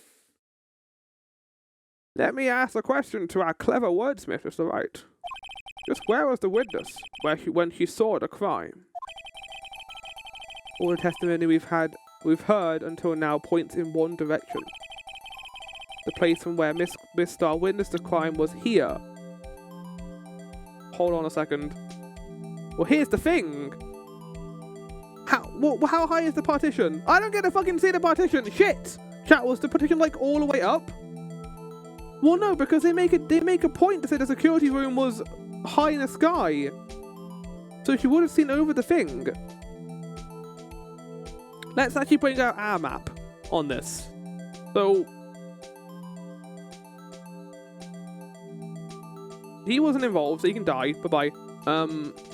Angel Star being up here. All the things that she's mentioned so far, like let's see the things that she's seen. So saw the murder, saw Lena stab the detective. Lana stabbed the detective with the beat of the knife more than once. Saw her flee to the emergency phone. Tried to use cell phone.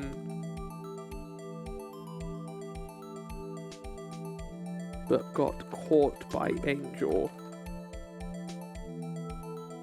And heard mention of the muffler.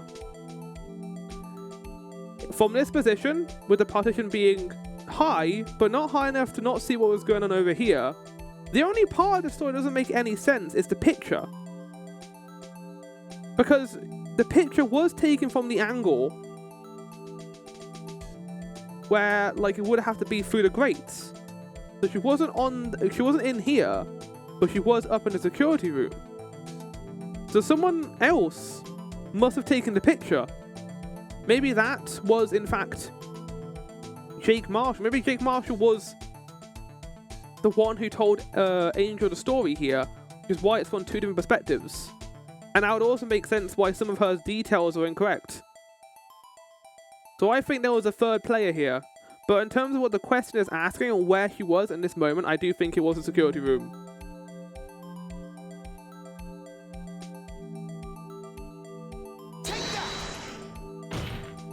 Uh-oh. No, we're good. Oh my god, it stayed on the screen a little bit too long there for my liking. This is the only place where she could have been. The security guard room. Indeed, the security room in the underground parking lot was well positioned. It's built in a second floor, so you can see the entire lot. She would have been able to see the emergency phone from there. But why there? Why are many other places where she could have many other places where she could have seen a phone? But she also had to see the car, right? Not in this case, Your Honor. The witness not being part of the prosecutor's office couldn't park in A block. The only place where she could have seen the crime and the back of the partition is here. I remember in your testimony you said you brought a lunch to your boyfriend in the security guard room. Yes? Well, Miss Starr? I think I've defeated you. How many years have I been getting the better of... Have I been getting the better of men? To think that the tables could be turned, okay? Today, a man has got the better of Angel Starr! Holy shit! There's one man, 3 men. Order, witness. Do not bring your sexism into this case. What have you done? You used to be a detective, you should know better! I'm not turning back. The guilty will be punished. And I'll do what I must to make sure justice prevails. What? He's gonna pull out a lunchbox now, he's gonna have a gun in it. Here's my final lunchbox. Your murder! The guilty, is she talking about Miss Sky? Mr. Wright, doesn't this strike you as odd? Why did Miss Starr lie? Doesn't make sense unless she was guilty. Huh? She would have just said she saw the crime from the security guard station. Wouldn't change anything. Exactly. Photograph tells all. It was the defendant who stabbed the victim. The truth still... yeah, but who took the fucking picture? That could be forged. It could have been her doing something else. Objection! We don't know. There's not enough evidence here. It still stands. I disagree, Mr. Edgeworth. What? If a witness is found to be lying, they're guilty of perjury. She knows this. Oh shit, we're bringing up perjury. It's the first time I've ever done this. You wouldn't risk that without good reason. So, tell us what her reason was, Mr. Wright. Huh? Me? Who else? Yeah, like, sure, he's guilty of perjury, and we can, like, you know, incriminate her on that, but, like, we also need to give motive so we can kind of do in the case without just Lena going to, jail. Lana's like, what do I keep calling her Lena? Mr. Wright, let's review what we know. Okay, we'll review what we know, chat, after the ad break, which is about to start. I'm going to go on a small intermission before the final hour of the stream. What the fuck? We've only got through the first case bit. There's like 4 parts. Chat, this might be almost as long as the main game. I didn't think this was going to take as long, but I guess I was wrong. Chat, I'll see you guys after the intermission. I forgot to get myself a cup of tea. I was doing a dishwasher and also took some dirty dishes. I was just doing some cleaning and I was like, oh, I'm back. I didn't get my cup of tea. Oh well. We don't need a cup of tea. We can just chill out and finish off the first witness, and which has taken the entire episode to do. Do I take too long doing these, chat?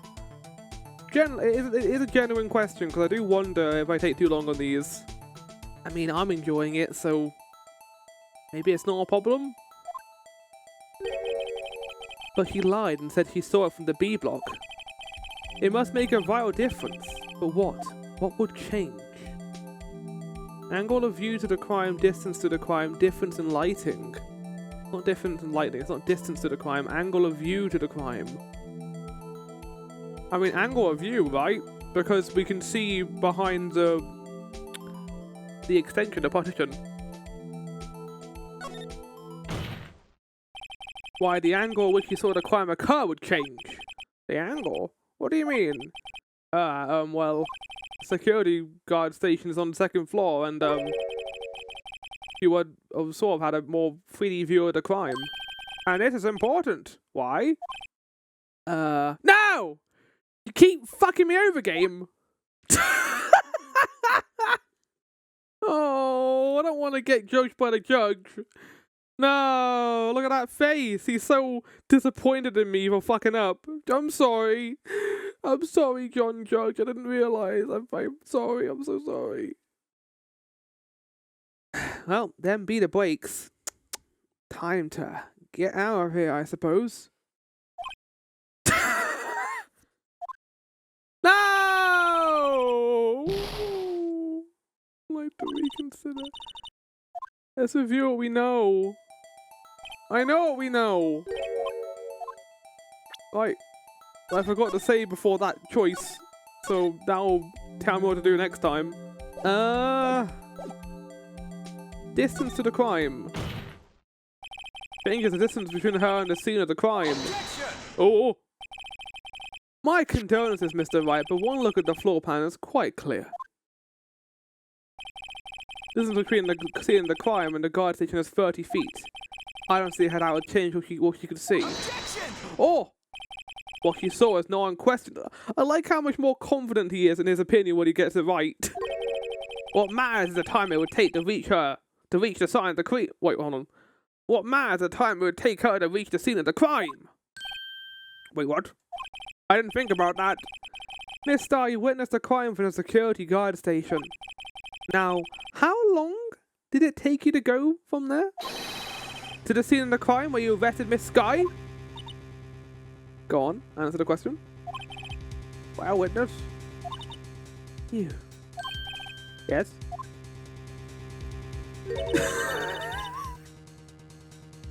You ordered the squid wheels, right? I'm not gonna fall for it this time, Angel. Quality of the lunches has gone from low to inedible. I was bringing a PBJ lunch with fresh boysenberry jam to my boyfriend. Boysenberry? What about a boyfriend? He wasn't in the station, so I waited. I witnessed the crime in the glass-walled station. Oh, we know that. Oh! And before I knew what I was doing, I found myself running towards the scene. But the door was locked. I couldn't open it. Holy shit, how far do you run? I have a feeling that would have taken you a bit of time to get over there. That's why I had to go for the visitors parking in B block. That's quite a detour. It probably took me at least 5 minutes to get to the scene of the crime. Oh! Did it now? 5 minutes. Well, that is time we can now consider. This changes things considerably. But it was the woman over there in the defendant's chair who stabbed him. Whoa, whoa, whoa, whoa, whoa, what? Huh? I know, I have photographic. That's not Emma though. That's. I swear it. Wait, is Emma? Is Lana in this room right now? She hasn't appeared at all. Swear it on my finest plastic spork. You have a point. And the spork is a wonderful invention. Yeah, it is. Would you like another caviar lunch? Absolutely. No, Judge, not now. Stop getting bribed. Uh-oh. Mr. Wright, you have to do something before the judge gets bribed by the caviar. Oh, okay. Do I have any evidence to stop this? Yes, you do. You always have evidence. Objection! 5 minutes between the witnessing of the murder and the arrest. Think about it. You could make pasta an amount of time if you like it al dente. The ultimate retort, throwing her own lunch puns back at her.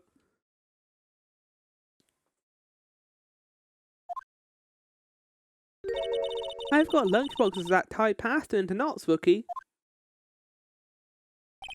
A 5 minute blank. That's strange. Strange? If you were a criminal, what would you do with 5 minutes, Joanna? Well, I guess I'd flee the scene. Hey! Don't get the wrong idea, I didn't kill anyone. Wait, did you? Wait, what? But you have the instincts of a killer. You would run, but this time was different. Miss Sky ordered the scene of the crime. She even had her picture taken. No true criminal would act this way. It's inconceivable. Yeah! Holy shit! Oh, then, it seems we've come to the end of this testimony. You've fed us a lot of caviar, especially me. The witness has a grudge against the defendant and a blank in her testimony. Finally, we're now calling, like, quits on this. For fuck's sake, it took you long enough, Judge. Mr. Edgeworth, is the next witness ready to go? There's another one! Unfortunately, I appear to have overestimated this witness on account of her professional history. We did it! We screwed that can shut, Mr. Wright. That was too close. I'm afraid that the coffer queen has been dethroned. And with that, court is adjourned. Yay! Woo! Oh! What? What? Nani?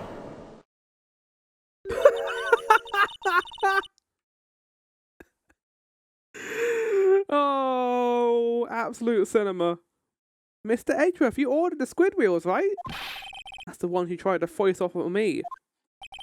I prefer not to take the defense team's leftovers. Anything else to say? I might be able to save you. I had the set of evidence. What was that? There's another one of our trick lunchboxes. I apologize, but we have no further questions. Also, I've already put my gavel down, so we've already finished the case for today. Ah. Oh, it even has a glistening sound to it. Oh, that was a very Game Boy Advance sound effect. Is this your jumbo lunchbox? Woohoo! A triple decker. Out of deference to the witness's determination, I'll allow one more testimony. You got fucking bribed! The judge just got bribed during a court case! What? Let's hear about the side of evidence. Like the Lunchland motto says, you won't be disappointed. What are you gonna pull out of our lunchboxes this time? A gun?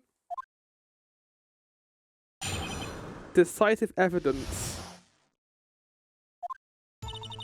I should have mentioned those 5 minutes when I wasn't looking at the crime scene. And now, to the matter of the victim's shoes. Did I not bring this up? 2 types of blood were found on the shoe. One was of course the victim's, and the other blood type matched that of the defendant, Miss Lana Skye. This shoe proves it was a flawless, decisive... Oh, the Knives Out testimony. What? There was blood found in the shoe? Try Lunchland for your lunch and decisive evidence needs. You can't do marketing in a courtroom. Maybe whoa! Witness?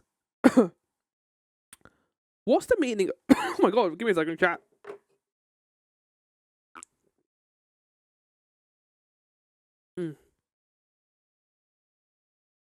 What's the meaning of this? Why is this the first time I've heard this evidence? Oh, I'm sorry, Edgeworth. You've always got to deal with this bullshit. Simple. As I've already said, I don't trust your evidence, Mr. Edgeworth. That's why I took the liberty of investigating this myself. And you had blood tests performed? Didn't I mention? I have 3 boyfriends in forensics. 3 boyfriends in forensics. In any case, Your Honor, I can't accept this as evidence. What? You must know the 2 rules of evidence law. Oh, Edgeworth is throwing out the law book now. Rule 1. No evidence shall be shown without the approval of the police department. In other words, this shoe is legal evidence, at least for the time being. Is that right, Mr. Wright? Seems so. As you're sure it's celebrating. Not so fast, Mr. Edgeworth. Don't forget, I used to be a detective if you got a boyfriend in the police department.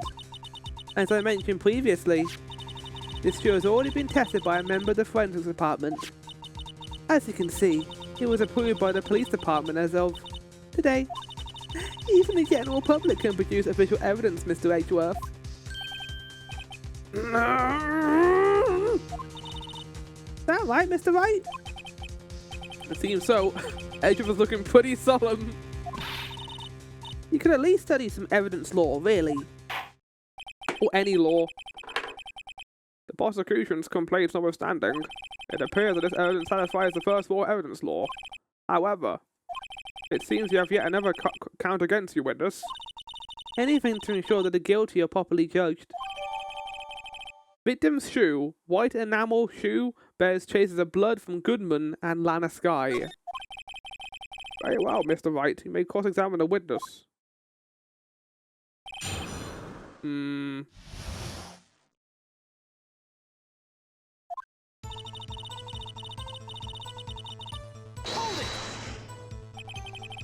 Why did you lie about those 5 minutes? I guess you could say I just wanted people to look at the results. The results? How many times do I have to say this? I saw the key prosecutor stab the victim before my very own eyes. Compared to that, a 5-minute blank means nothing. Then why didn't you just tell the truth? Oh, don't make me laugh. We're dealing with the most untrustworthy and vile lot known as the prosecutors. Falsified evidence, arranged testimonies, erasing and manipulating evidence. When you fight monsters, you'd use every trick in the book. This is when the suspect is admitting she did it. But false testimony is the most despicable crime of all, Miss Starr. Let's just get this over with. And now to the matter of the victim's show. They're not bringing this up. No, not at all. And you found this shoe at the scene of the crime? I detained the key prosecutor and notified the police department. Wanted to make myself useful while I was waiting for the police to arrive.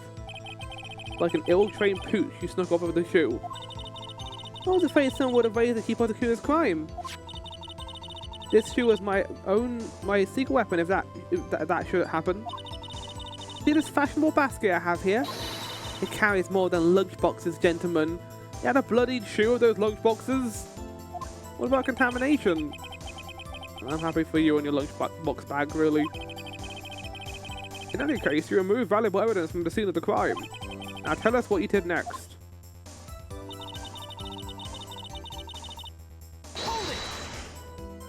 So you brought it to the forensics department.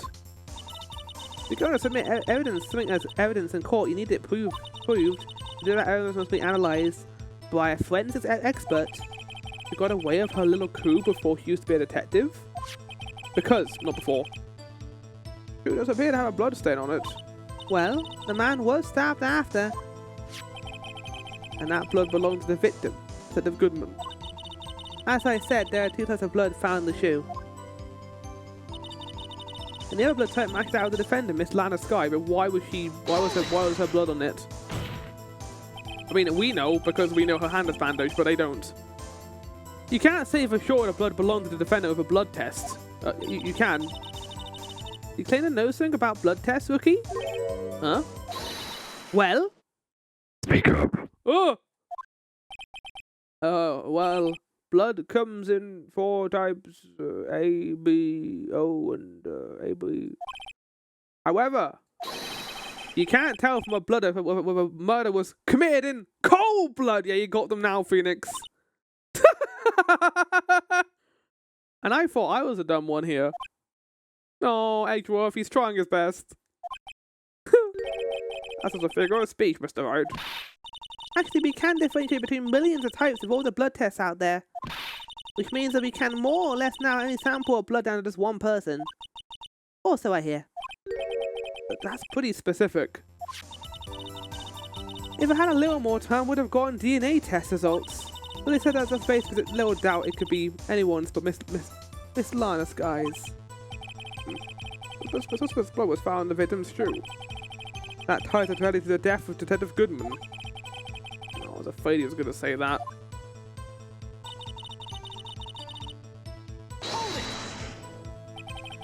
Can this evidence go through our fight? You ordered the peppered fish guts, right? I love peppered fish guts. Some like it hot, Mr. Wright. Some like your client. Using some hot water to make a whole vat of soup. Mr. Wright, don't you have a problem with the shoe? A problem? It's critical. There's a problem with the victim's shoe? There's a problem. Not mentioning things. There's just one critical problem with this evidence. A clear contradiction. That gleam in your eyes. You're still young, rookie. I'd give you a peppered fish gut right now. But you couldn't take the heat, could you? Okay, good. I'm gonna save before we do this. I keep forgetting to save before these choices. Let's hear what Mr. Wright has to say. What is contradictory about the victim's shoe? Show us the problem with the evidence. It's bullshit. Oh, it's 3D time. Oh, chat, look how crazy it is. Whoa! Ooh, oh, oh! Take that!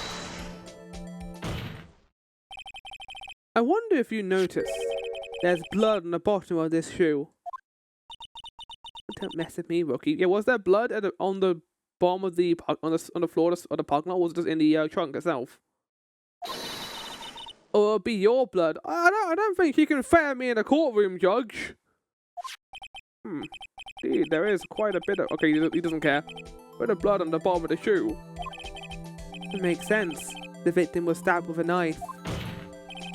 What could possibly contribute about blood on the bottom of a shoe? Oh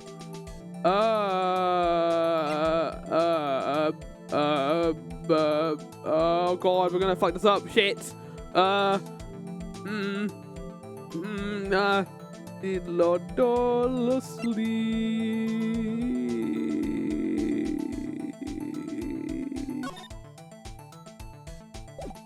I mean, that's not her shoe. I mean, it is actually. Shit. I plead the fifth. Oh, chat, if we get this wrong, we're gonna lose more things.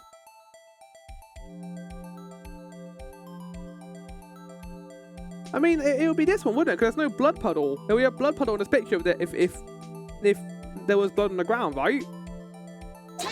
Enjoy. The problem lies in the footprint.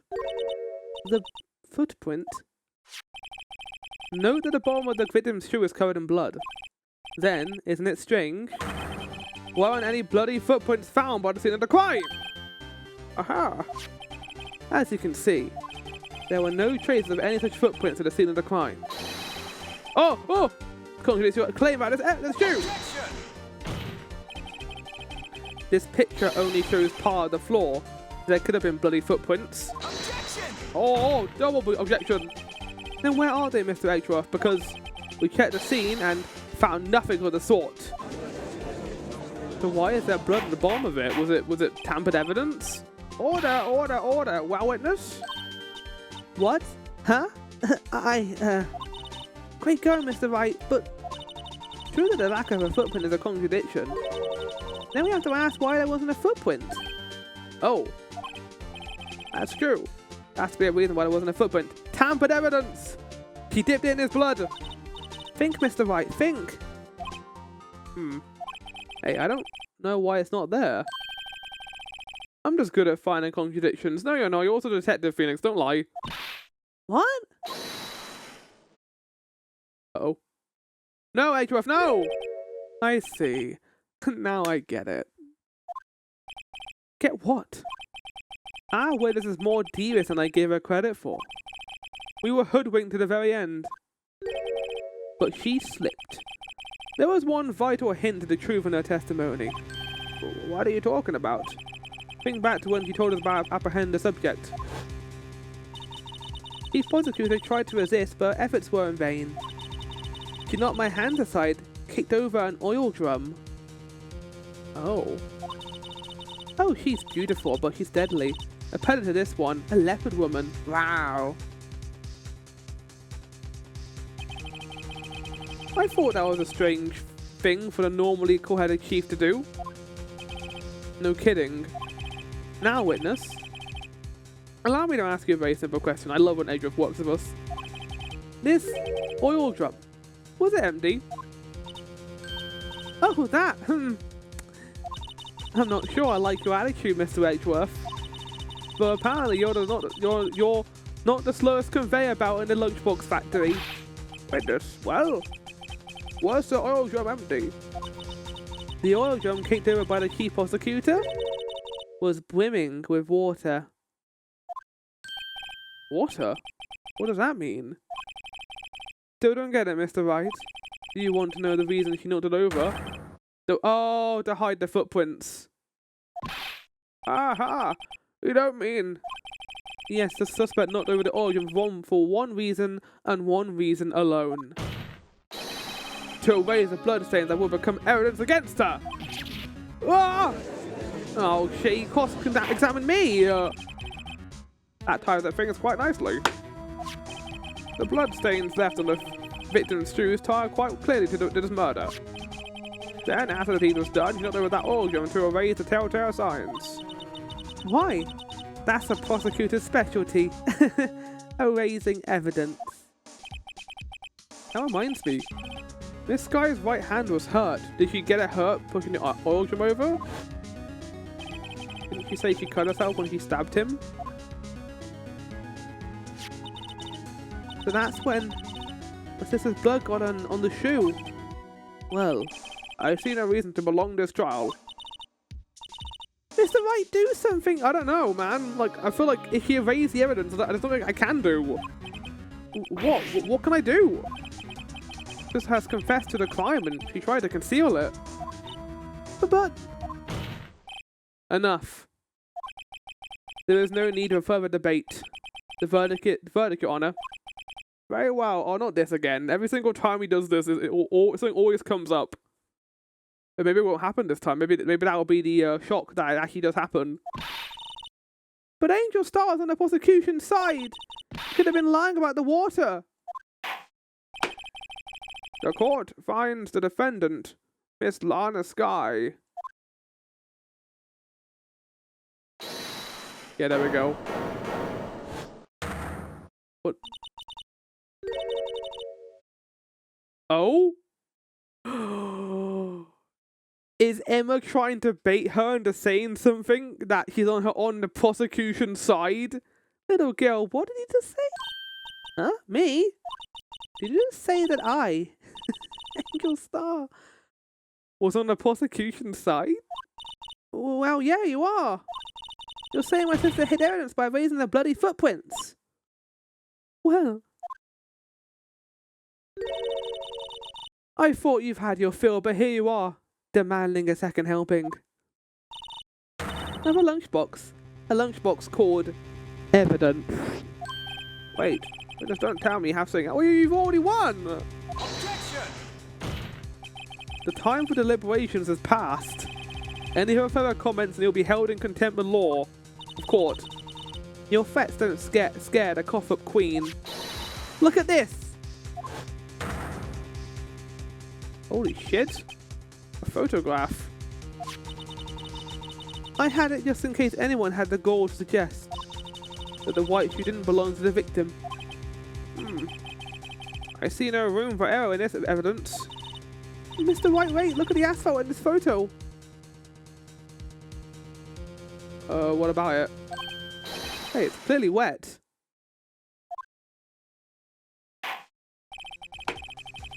Erasing the last trace of doubt from the court's mind. Immediately after the murder, the crime scene was washed with water. I'm sorry, Mr. Wright. I guess I couldn't help after all. Not your fault, it kind of is though. I knew I couldn't win this case from the beginning. And seems this is what your sister wanted anyway.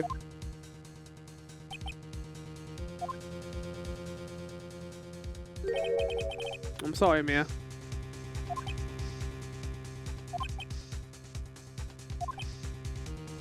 Game. Oh! That's a hell of a thing for Mia to come back and say. Right. Wet or not. Don't be so quick to throw in the towel. The towel! Mia jump scare, yeah? Get yourself up off that asphalt. Take another good look. Don't give up. Not until the... I bet Mia's like pissed. She has to keep going back from the afterlife to keep like helping me do all these cases and like just keep failing every single time. Like, for fuck's sake, Phoenix, can't you just do your own work?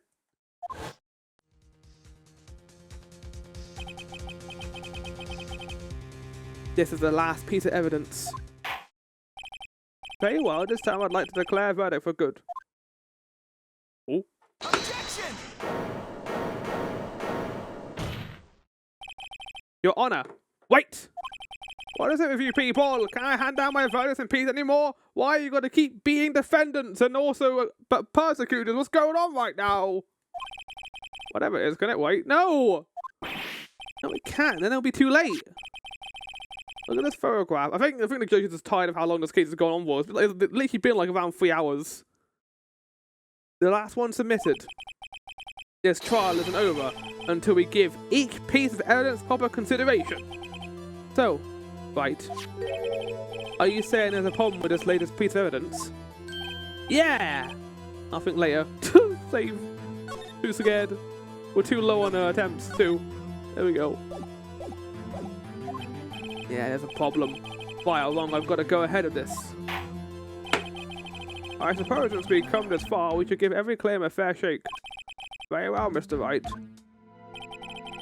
Show the court the problem in this photograph.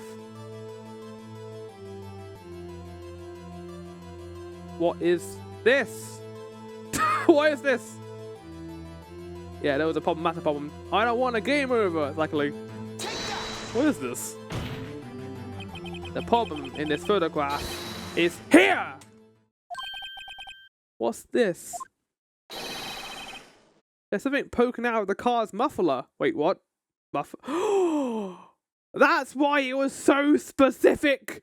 Because it wasn't about the scarf! It was about the exhaust pipe! Oh.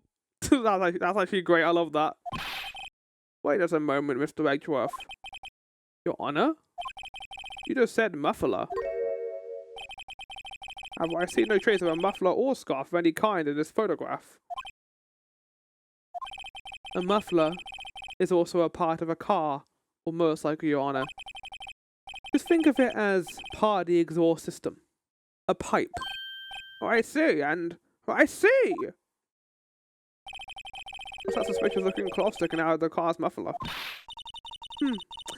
So why is there something sticking out? You keep lying, Angel. At this point, you like, if there was a jury right now, they wouldn't believe a single thing you say. What does that have to do with this case? Nothing. Absolutely nothing. Objection! Sorry, Miss Starr, but it's not going to be that easy. In fact, you've already told us why this is important to the case. You said as much in your testimony. What? Let's hear what Mr. Wright has on his mind. Tell us what you think this piece of cloth and the muffler is related to the case.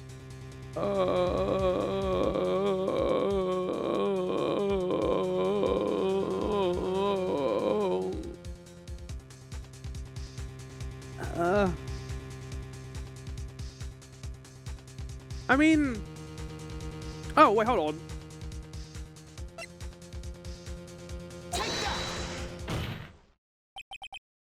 That would be a whirring noise for your defense attorney to make. Miss Starr! Record your testimony for the court. Ah, yes, when I arrested her, she mentioned the muffler. That's what had me confused in my early testimony. I like how you assumed that was a scarf and not, like... I mean, it kind of makes sense given your getup, actually. Muffler? Ah! Yow! Could it be that the muffler you heard mentioned was actually this exhaust pipe? If so, that means this piece of evidence, this piece of cloth is vital evidence. Oh, whoa! I like when they die at the end of the court cases when you beat them. But it seems we have to suspend the proceedings while we mop up her from the floor. She became lunch herself. Suspend? I find myself wondering about that piece of cloth. If we leave any question unanswered here, we do a disservice to the law.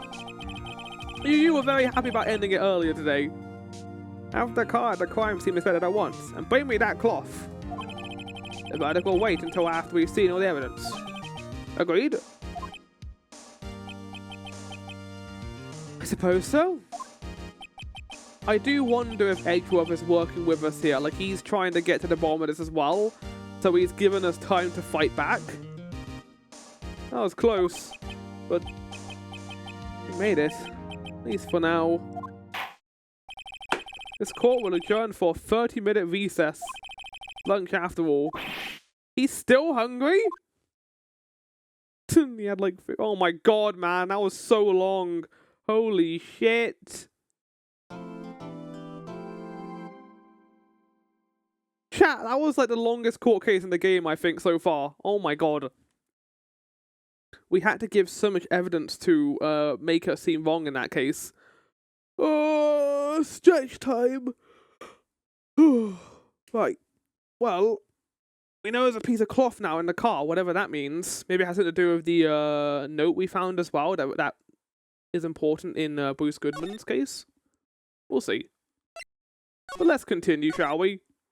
I feel like that court case was as long as like one of the previous cases. Just that one day. Oh, wait, why are we sad, Emma? We're getting there. We just got to unravel more of this web of stuff and information. Mr. Wright? Huh? What? Are trials always like this with you? Like, you're swimming up from the bottom of a lake about to reach the surface? Yeah. No matter how hard you paddle, you never seem to get there. Pretty much. The other day we're swimming in quicksand. Yeah, I was going to say this is a harder case than before. What happened to your sister anyway? Apparently she got called up off to the judge's chambers. Probably something to do with that piece of cloth. So, this will be turning this trial around, right? Our only weapon, a tiny, insignificant piece of cloth. I'm the one who's starting to feel tiny and insignificant, to tell the truth. Oh no. I was wondering if you were going to show up here. Hola, partner. They say you show a red cloth to a bull. It'll fire up its temper. Unheard. That's what they tell me when I was a youngin'. Officer Marshall. Well, I've come to take a look to see how the trial's going. Looks like I'm late. Also, I don't trust you for a second, Marshall. I think you're in on it with Angel. They've got the home ranch locked down tighter than a fort in enemy territory. That hard to slip out, huh? Oh yeah, that's not it's not him, it's me. Hold on. That hard to slip out, huh? What's going on over there? Anyway, I also have become infected by the cowboy accent. All the plays I've seen these last 2 days have really been on edge. Don't you got enough on your plate about worrying about other people, compadre? You can be worrying about the key prosecutor's taste in mufflers, for example. Officer Marshall, the whole muffler thing didn't have anything to do with scarves. He wasn't even wearing a scarf. You don't say. Now, don't that just be all? Wait, sorry, you Ray from Breath of Fire 3? That's his catchphrase, not yours. I've seen the red breeze blow at a slender neck many a time. I saw it that day too. She was wearing a red... So she put the muffler in the muffler. What? At the award ceremony that afternoon, Edge was seen. That's probably why she was wearing that special outfit, because she was attending the award ceremony. What does that mean? Also, Edge didn't bring it up at all, which implies to me he wants to defend her. In the photograph taken at the crime scene, she wasn't wearing a scarf. No, Mister, I wasn't mistaken. Well, it's about time. Remember, partner, sometimes you gotta grab the bull by the horn. And sometimes you just gotta let that bull go where it will. Time will tell. Ugh, a bad feeling about this.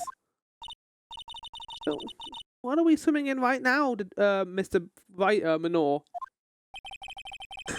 If it's steak sauce, I can hook you up with some fine ribs. Oh, wait, hold on. How do you know about getting fine. How do you know how about getting fine ribs? You're dating her, aren't you? You're dating Angel Star. February 23rd, 12:32 p.m. District Court. Wait, what? Wait, we're still here? What do you mean? Oh my god, there's more court. There's no way we're getting through this today, cat. There's absolutely no way we're getting through this other court case. Holy shit. I mean, him and the rest of the police, I guess. I'd like to... What's up? The judge keeps looking over the prosecution. He wants to fucking kill me right now or something else anyway. There's something wrong, Mr. Edgeworth. Your face is blue. Your lips are purple. You're sweating bullets. That furrowed brow. Those grinding teeth. Those watery eyes. It means you're in love. Love with Phoenix Wright.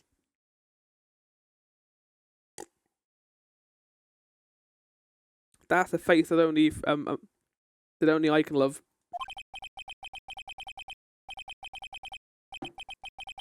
What's more, your eyes are... Oh, okay, I didn't get a chance to read that.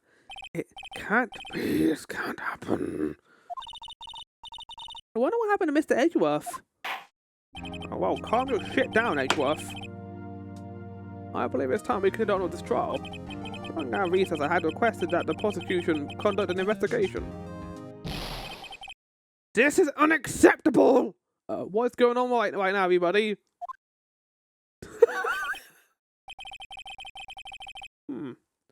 It seems the prosecutor is quite beside himself. Excuse me, knock knock? Who's this? Who's there? Who the fuck is this? And we have a new colourful character to add to our cast of increasingly colourful characters. Strange, stuffy aura seems to be filling the courtroom. Is this guy related to Edgeworth? Who is this man? Hey, the temperature rose 5.7 degrees when that man came in. Who on earth is he? Yeah, who is it? I'm scared. He's kind of intimidating.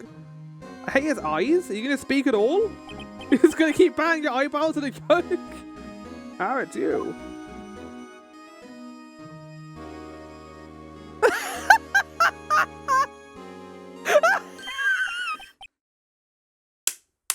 Oh, fucking Ace Attorney. Oh my god, man. This game can be so funny.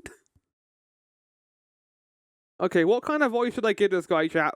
You would know since you know this character. What kind of voice does he need to have?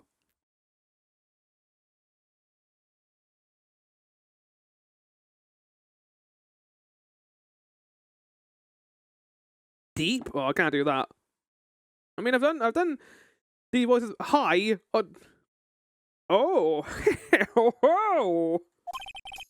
Sorry, I'm late, okay? The rocks were packed. It's just me, okay? Long time no see, okay? I'm in a swim much these days. Okay, I got the voice. Hello. No, I've been so busy. Smitty, okay? My boy, you have to make time to relax. Yes, indeed. Who the fuck are you? Okay. Seems to be his nickname for the judge.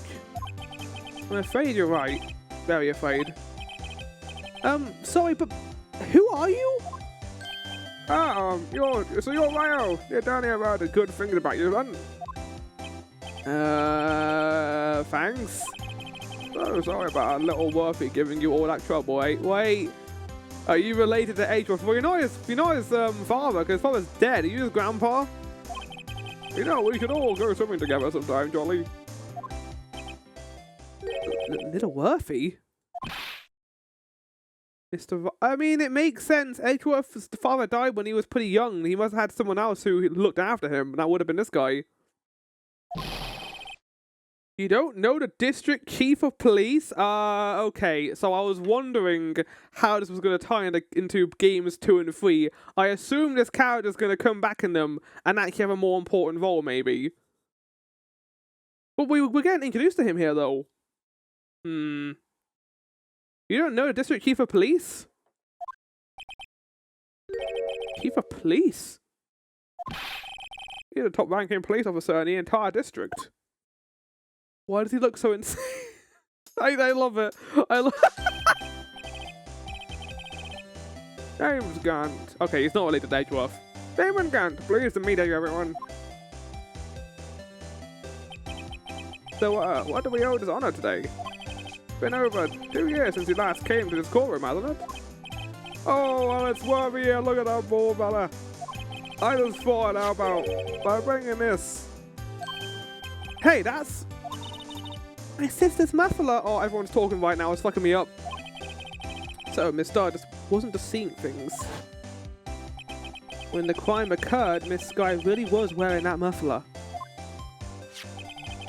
But I think he was stuffed into the exhaust pipe. Oh, I love that animation. That's cute. On little Worthy's girl, no less.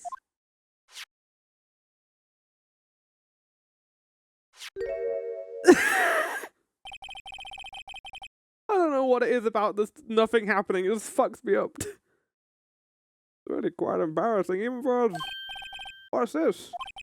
It's what you call a switchblade knife. Quite perplexing, this. I'm kind of giving like almost like a Muppet voice. Chief! Chief! What kind of outfit are you running? Mr. Edgeworth, how could they miss such a vital piece of evidence? Oh, I've always talked about like his actual outfit, but no, he's talking about like the people there.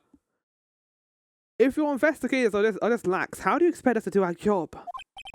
Now, wait a minute, Worthy. I've no desire to hear your excuses. I'm telling you to wait. Oh. Or didn't you hear me? Huh? Have a look at this document where it says person in charge of investigation. There's no mistake in that signature, is there? Miles Edgeworth. That's not fair. On the day of the crime, I had your head in the clouds because you got that award. I know how you feel. But you're the person in charge. I'll expect a written apology. Wait. What? Damn, this man is just like a typical... I love him. He's great so far. It might be because of the voice I've given him, though. What? Are you serious? But don't be so upset. We'll find a way to clean up this mess that you made. This is the first time I've seen Mr. Edgeworth at a loss for words. I mean, he does outrank him. This kind of major... Oh, no, fuck off. It's not his fault. I don't even know why we're being mean to Edgeworth right now. I think I missed the intent of the argument, but, like, why is it Edgeworth's fault? Just the fact he didn't have all the evidence he needed for this case? And that would make sense why they're at odds, because they're sharing rumors about him. They just name on the document as the head of the investigation. Oh, right, okay. The court accepts this new evidence. But I'd like to ask the defense a favor first. Yes? Just to be sure. I'll take a look at this blade of this knife. The blade, Your Honor? I don't see why not. Could you open it up for me? I wonder. Can you give me a tutorial, please? I think you have to do is push that switch and... If I cut my finger, Mr. I wouldn't be able to pound my gavel anymore. I feel you so much right now. I'd be annoyed too if I couldn't do this all the time. Yeah, but if I cut my finger, I won't be able to point at people anymore. You've got another hand. Come on, just hurry up and open it. I'm gonna die. Oh. I'm not touching anything, game. Switchblade knife.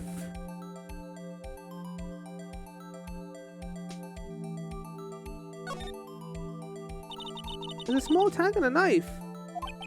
It seems to say SL9 too. What does that mean? Well, both something similar. The L6 of the L6 incident fame. But it's strange. Huh? What is? Not certain, but I get the feeling I've seen this something before. I think I have too. In the on the note piece of paper.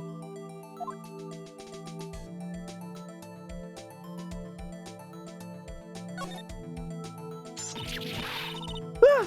Don't scare me like that. Oh, it's not 4.2-inch knife. I'm the one who's scared. Look at the knife blade. Tip is broken off. And this dark red stain. Blood. Switchblade knife. Found the crime scene wrapped in a defendant's muffler. Small tag attached. We didn't identify what the blood was on Edgeworth's knife, did we? We just know there's blood on it. I guess we didn't need to because we assumed that's what stabbed him. We didn't need to investigate that, but could that have been Lana's blood? This does not excuse the actions of the police department.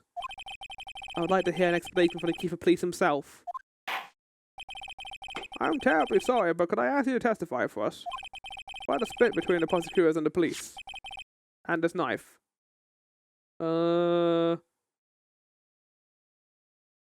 Chat, how long is the rest of this case? Or for today?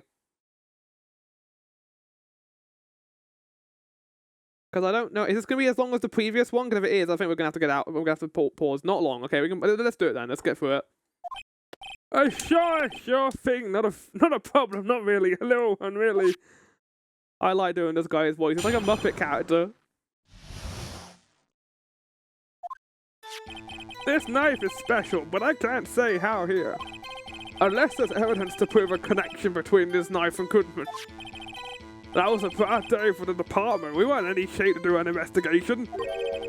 A detective was killed at the police department. See? What a mess. A time of the crime, 5:15. Scary coincidence, eh? It's not officially linked to this here case, so I can't talk much about it. There was a murder at the police station. A detective? That's hush-hush information, IG. We aren't announcing it. Objection! Wait a second. You said 5:15. That's the exact time Detective Goodman was killed at the prosecutor's office. So 2 murders occurred at the same time? Order! Order! Order! Anyway, we are in a department where we're flustered, as you might well assume. We're in the middle of a top-secret investigation. Don't tell anyone, okay? I think we understand the police department situation. Well, Mr. Wright? 2 detectives killed at the same time in 2 different locations. Answer that really slim. Scientifically speaking, of course. Oh, God, chat. I have a theory now, which I don't like. Why did Lana kill Emma after 2 sisters? And purposely so, the game has made us like them because they reflect onto Maya and Mia. What if the truth here is that they are actually the murderers, and the game is lulling us into a false sense of belief, and they actually did the murder and the deed? That would be a great twist. It means we'll be able to do our job, I guess, but like, I don't know. It also would keep Emma in the clear if Lana's involved, because everyone's going to be focused on that case. I'd like to exercise my right across examine a witness. Very well, however, keep your questions focused on this case at hand. Department in disorder. Okay, so let me just... We gotta update our notes a bit, so let's do that for a second here.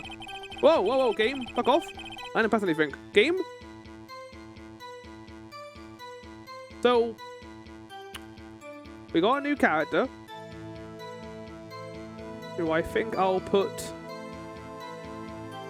here. What was his last name? Gant something? Oh, we can look that in here, can't we? How do I look at all the characters we have in this? I know I can. Damon Gant.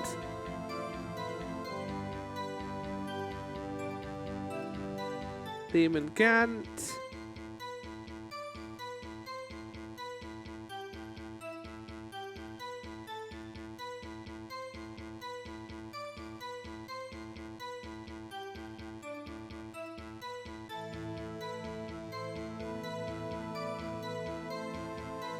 You should have a profile section on the core. I didn't have one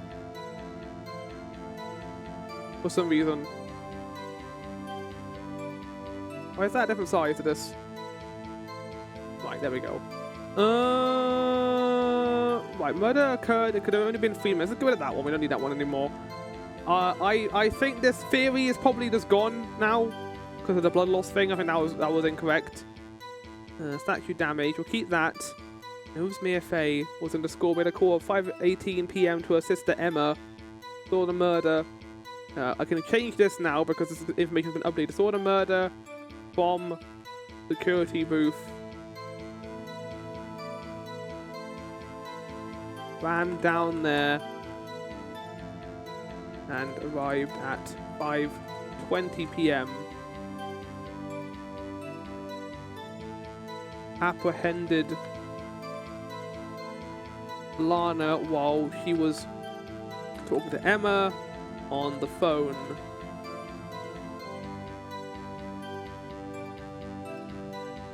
And then here, this is the Emma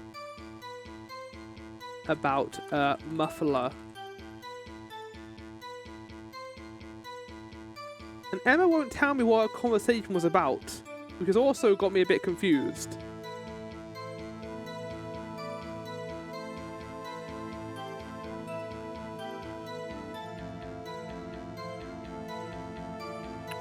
Right, so here we have this whole information about another murder occurring at the same exact time.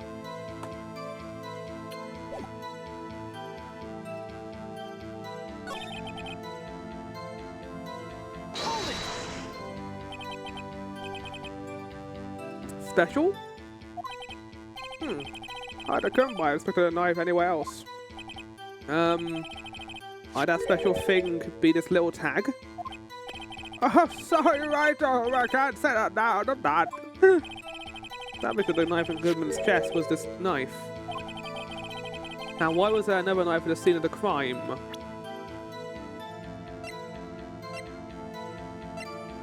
SL92.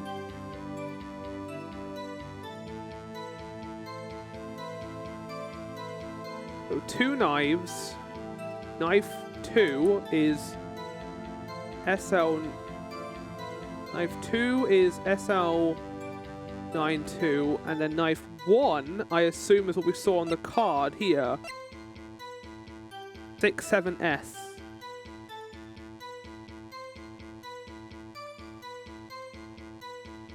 I apologise for ads right now, chat, but to be fair, we're just deliberating information, so it's not something you have to worry about. 6LS. What the significance of this is, I don't know. Maybe that second part is 12/2? I don't know, though. I mean, 2 implies that there's a 1. And that there was a first knife as well. Why was there another knife at the scene of the crime? Quite a mystery. And like a mystery, it's something... wait, hold on. What's the voice? Oh god, I forgot the voice. Shit. It's a rat in a muffler. It's gone. Chat is gone. No! Alleged evidence to prove a connection between this knife and Goodman. This knife was found on the scene of our crime. I think that makes it connected to the case, don't you? Oh, see, there's a lot of things that go on in the department I can't explain. It's delicate, okay? Sorry, Righto. There's something about the knife that will give us a clue. Found that knife while we can, Ryo. Evidence that links us to this knife to Detective Goodman. I think perhaps the pieces have fallen into place. Try presenting the pieces of evidence that have me stumped all this time. So, how were things down in this department?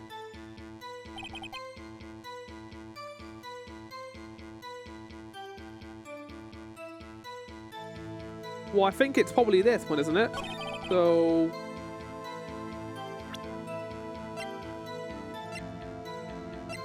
Objection! Wait a second! Last and honest and to goodness objection. This knife, that has to have something to do with the Detective Goodman. What do you mean? And honest to goodness, what do you mean, Muggy? This is great. Look at that. I like how we're not like interrogating him, like you were just trying to get information. Well, in like a, well, I guess that's what an interrogation is, but you know what I mean.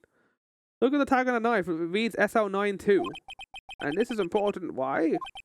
Over here, we also have a memo that was on the body of the victim. What's this?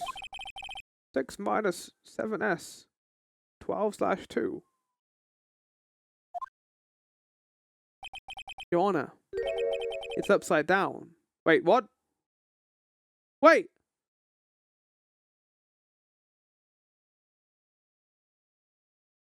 Oh! I just flipped the cat! I just flipped it upside down! You didn't realise that? Look, chat, look! Da da da!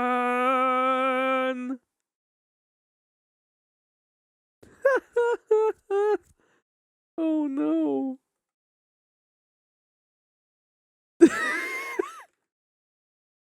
Oh my god, that's crazy. That's a win in my book. Upside. Took you long enough. We only knew about it for 5 minutes ago. We didn't hear when the memo makes it look like it's right side up. But turn it around and what do you get? And it's still 2-2-1. Whoever wrote this note was holding this paper upside down. SL9. That's the same thing that's written on the knife's tag. And if you put together DL6 and SL9, you get 69. Order. Well, Chief. Oh well, I guess the cat's out of the bag. You win, Rio. I win? Oh, what game is this guy playing? Hold on. Incredible. That's not it.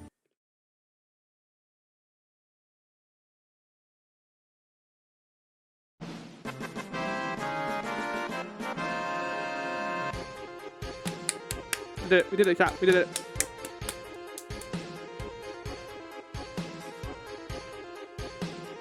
You got 6-7.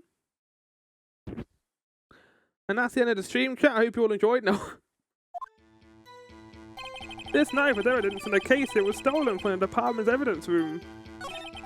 That was a bad day for the department. Weren't in any shape to do investigations.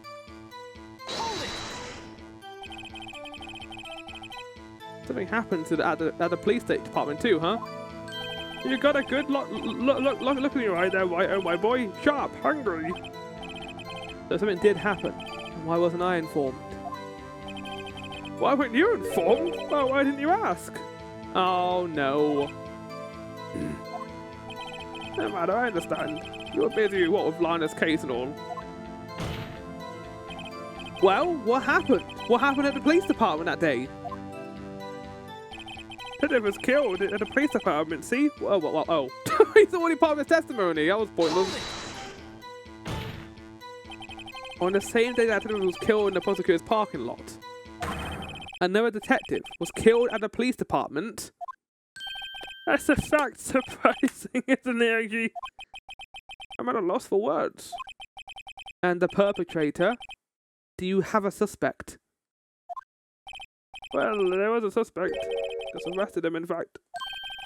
Just arrested? That was quick.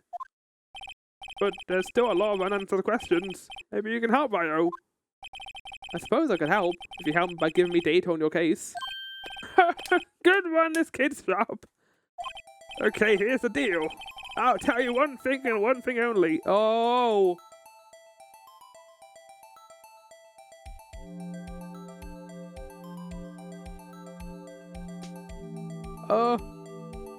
Okay, well these are all good things. Let me just fix my notes. So I just say SL9 2 is 6-7 MNS. Well, we'll update the notes to align with that. So the knife has the same code on it as that one. Interesting. I need to put it in my notes somewhere.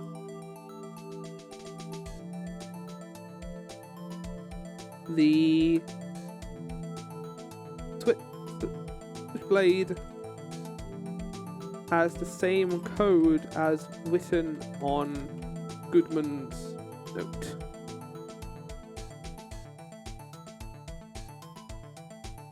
Where was the victim? Where the victim was found, how the victim was killed, when the victim died. Chat. What if choose number between 1 to 3? I will then choose that one. Who I see first will be the one we go with.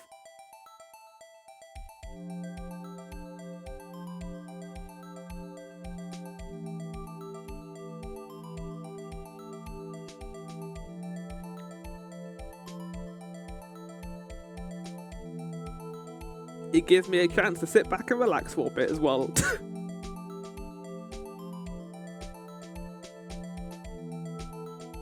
I've said I know the answer. Oh, well, never mind then. Give me a second. Chat, you took too long. You took too long. Right, I'm going to get out a D20. Actually, what is this? The D12? Yeah, it is. Okay, chat. We're going to do this in multiples of 4. So it's 1 to 4, it's the first one. If it's 5 to 8, it's the second one. If it's 9 to 12, it's the third one. Okay, ready? It's the first one. So tell me, where was the victim found? It was 3, by the way, chat. Well, I can't tell you that. What was the point in asking the question then? Well, I can say the crime took place in the evidence room at the police station. Okay, right. So, detective. That was the answer? Oh, yay! I didn't know that was a bad thing, but okay. Well, I don't think we can. Can we fail this particular court case, considering it's not like, you know, it's not going to lead to any consequences? I don't think. Body found in evidence room at police department.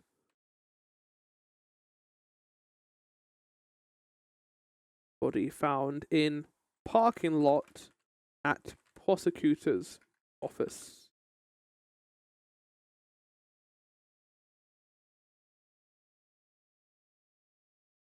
We've got 2 people. One person died in the prosecutor's office, one person died in the other thing, and I think they're linked.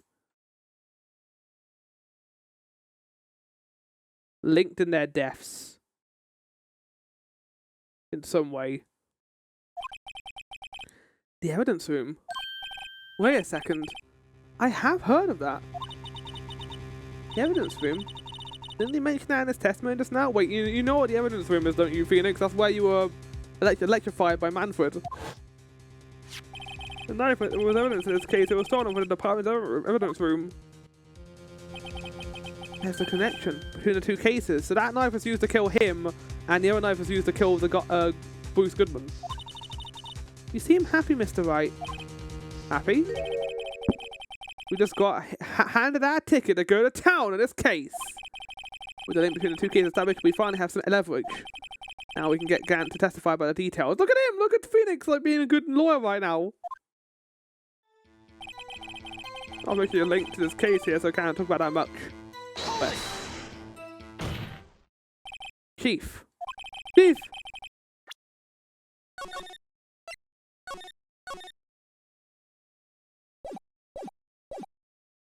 The defense position is simply this. The connection between these 2 cases have already been proven. I'm sorry. Well, out with it, Wright. What's your connection? Yes, out of it, Mr. Wright.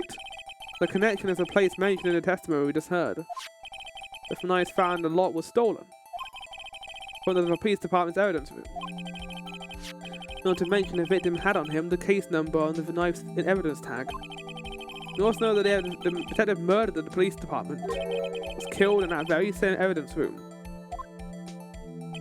Indeed, there do seem to be too many coincidences for it to be a coincidence.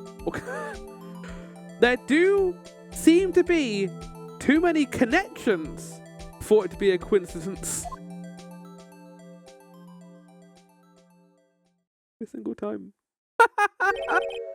You two make a good pair. Took my men 2 days to find out what you deduced right here. Chief, I request you release information on the victim was at the police department. See, that's the tricky part. It hasn't been announced yet at all. Can we get the information?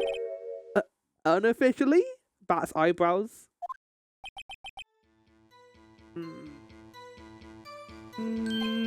Sure, why not? It's unofficial after all. It's illegal. What, really? Who would have guessed? I'll cooperate, but I can't reveal the names of the victims of the department, okay? If you're going to tell us a little, why not tell us everything? Oh, well, case information is sticky stuff. You have to do everything properly. Well, I guess I might have to, well, try to get what I can out of him. Again. Let's roll. In fact, let me just save recorders in case we end up losing anything.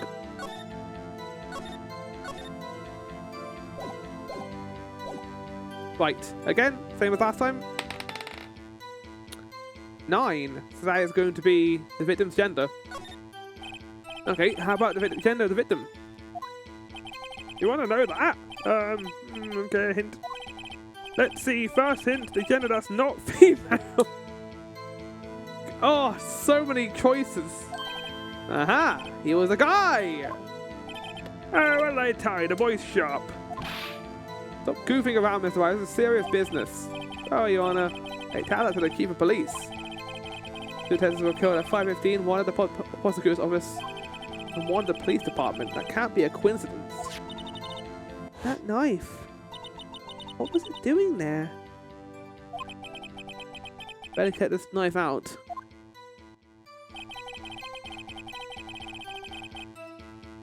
Okay, so we need to look at the knife now, I think.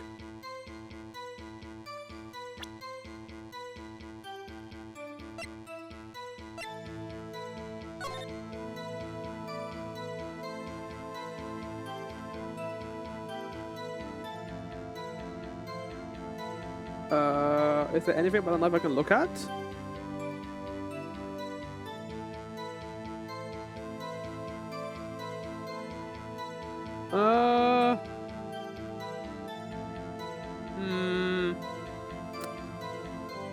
Can't. Okay, let's get this again, I guess.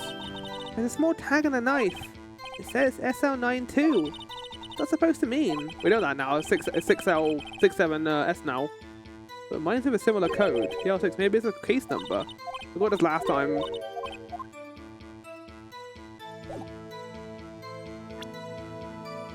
What am I doing now then? Maybe I can ask some more questions on the final thing. Maybe I can do it again.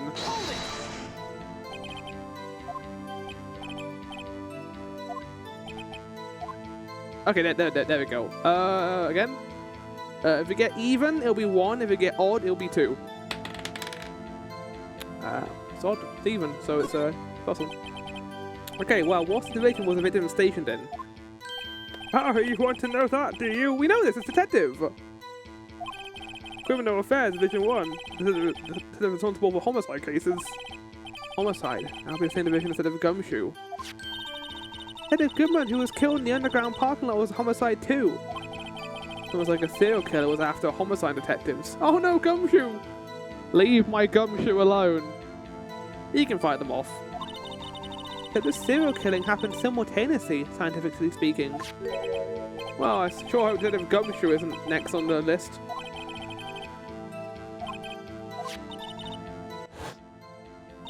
Okay, yeah, so we've got one more question to ask. No, game, no! Oh, okay, we got that cutscene before because that was at the end of it. Right, okay, understood.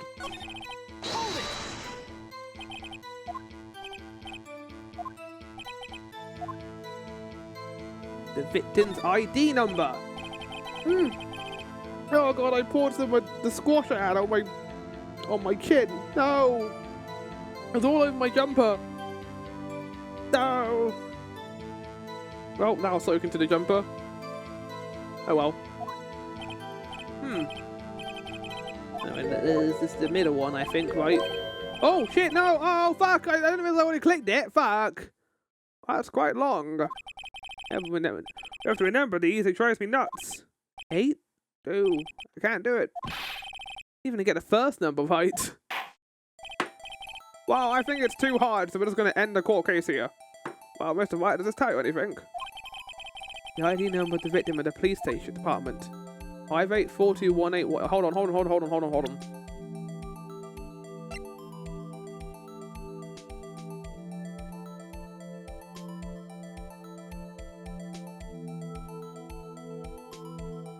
Homicide detective. Also a homicide detective.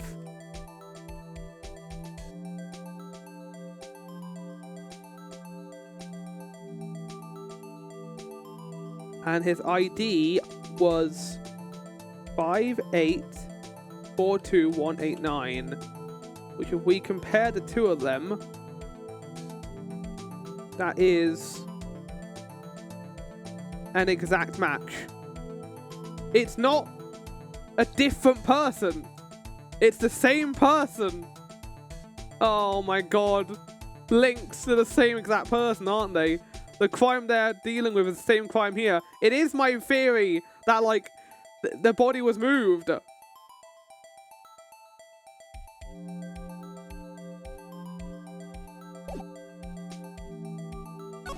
It's so stupid, the working out, but, like, yeah, it makes sense. Oh. It has to be what I think it is. But what does this mean? Well, let's hear what the defense has to say. They say the ID number of the detective who was murdered at the police department. Tells you something. What does it tell you? This. Witness. Do you also know this? What is it, Mr. Wright? You're grinning like a schoolgirl on prom night. How do you know this? No, it's just got confused. And this is news. Huh? Just come out with both guns a-blazing, like you always do. Oh, he's always so supportive. Oh, I love him. The police department. The prosecutor's office.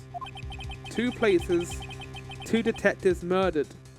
1 time. Actually, I happen to have a police ID number here.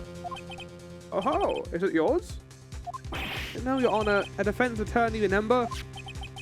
This is the ID number of our victim, Detective Goodman. Oh, shame on you, Righto. Personal IDs are top secret. You just gave yours! You just gave one! Detective Goodman's ID number is 5842189. The same as this one. And that means what exactly? It's the same number! Huh? Wait, ID number we heard from the chief earlier. I started at 82. I forgot. Even get the first number right again! Oh, what was the first number? 58, yeah, 58. The number the chief of police gave us was 5842189. Objection! Wait a second, right? What does this... What do I even do in a court case right now? I'm just doing detective work. Mean? That's what I want to know. The 2 ID numbers are identical. In other words, that they've killed in the police department evidence was Bruce Goodman. What does our witness think about that? Sharp as attack, right? Oh, sharp as attack. Wait, Detective Goodman is our victim. He was killed at 5:15 in the underground. That's what she told us happened. Yet a detective, Bruce Goodman, was also killed at the police department. In the evidence from the exact same time. Objection! That's impossible. What we're saying is, the same person was killed at the same time. In a completely different location. No, I think it's far simpler than that. Order, order, order! Chief, what does this mean? Our brains are falling apart! Now, what I want to know is, why didn't I hear about this? Yes, it's top secret, fine, but I'm the prosecutor in charge of the case! Now, just wait a second, Werby. No need to get all flustered. Your Honor, the police department has made a grave error in this case. Wait. I said, wait. Or didn't you hear me? The oversight? A grave error. Mr. Edgeworth. They're yours. What? How dare? We informed you yesterday. I believe it was our officer, Meekins, who brought you oh, he didn't fucking take the news! Oh, because it wasn't related, but it was the exact same case! Oh, no! Officer, but I bet you sent Meekins so it would make Edgeworth not take the news. The Wright? Where have we heard that name before?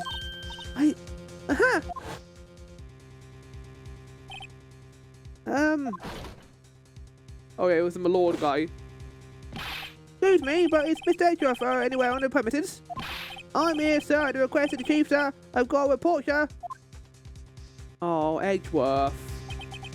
You don't mean him.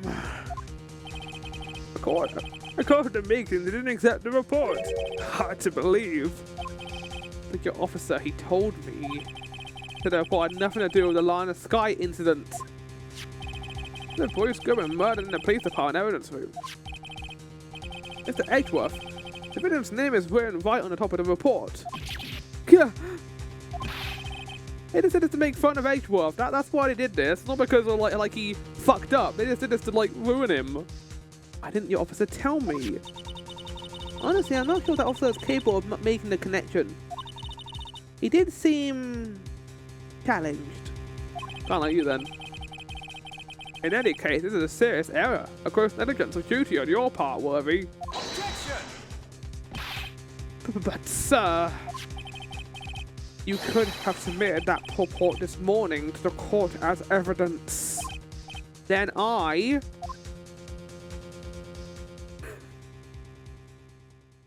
Uh-oh. No such luck this time, Worthy. Or should I say, unworthy. Oh! No! What? Now, what was the second rule of evidence law? Mr. Wright? Huh? Oh. He hasn't read a single book, Emma. Rule 2, unrelated evidence must be relevant to the case on trial. And how is this rule relevant? Normally, it's a mere list of evidence to be used in the court before the trial. This report wasn't on that list. So, what does this mean? I couldn't submit this evidence until a connection was proven in court, which we just made. The connection was just proven by Wright over there. Good job, Wright, my boy. I love him. Thank you. Huh? I was just doing my job. Humble to the end. No.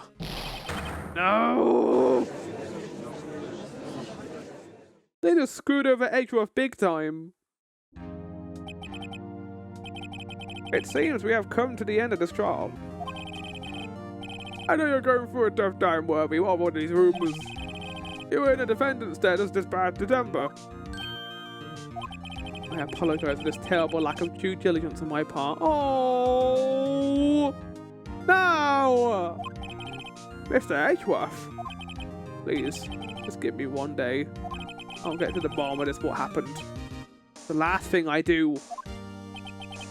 You better get results this time. Really. You have my profound apologies, sir. Poor Mr. Edgeworth. I don't think there's ever been an error this serious in the history of this court. Oh, I will grant one from over there. Whoa!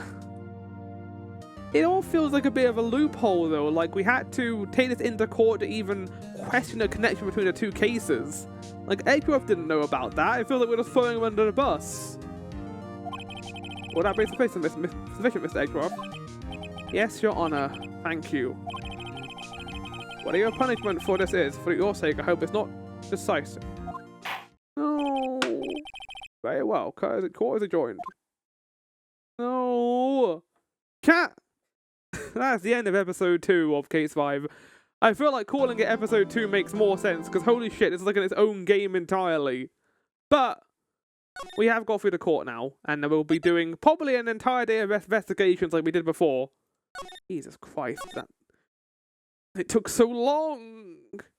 But yeah, that's it, chat. We're gonna call it there for the stream. Oh, so much law. Holy court case. Yeah, it's like my theory that like the body was moved from the detectives department or the police department to the parking lot, I didn't think was actually going to be like proven. I thought it was going to be a case of like, oh, actually there's something else going on. Like I even put in my notes here that there were 2 different detectives, but as we just found out, they're the same detective. So we can write body found in parking lot at the prosecutor's office, but also was murdered at the police station in the evidence room. Somehow Palpatine survived, chat. And we don't know how, but I suspect we will find out more next time when we investigate the scene of the crime and what occurred between these 2 cases. My current theory is the fact that he was murdered in the evidence room, because that makes more sense 515 wise. And then his body was brought to the parking lot. It could have been the other way around, where he was killed in the parking lot and then he was sent to the evidence room after the fact.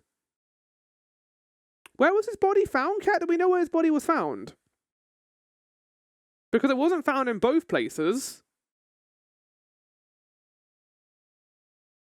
That feels like an important piece of law that the game is disregarding right now. I believe it was found in the parking lot. And they kept the other one under the wraps because it was with the police and they didn't want like that to go out to the public straight away. But chat, we will investigate more of this on Saturday, where hopefully I'm feeling a bit more well and this headache goes away. But we'll see. We'll see what happens there. As for ending the stream, we're going to go and raid as usual. Yeah, we'll see you all next time.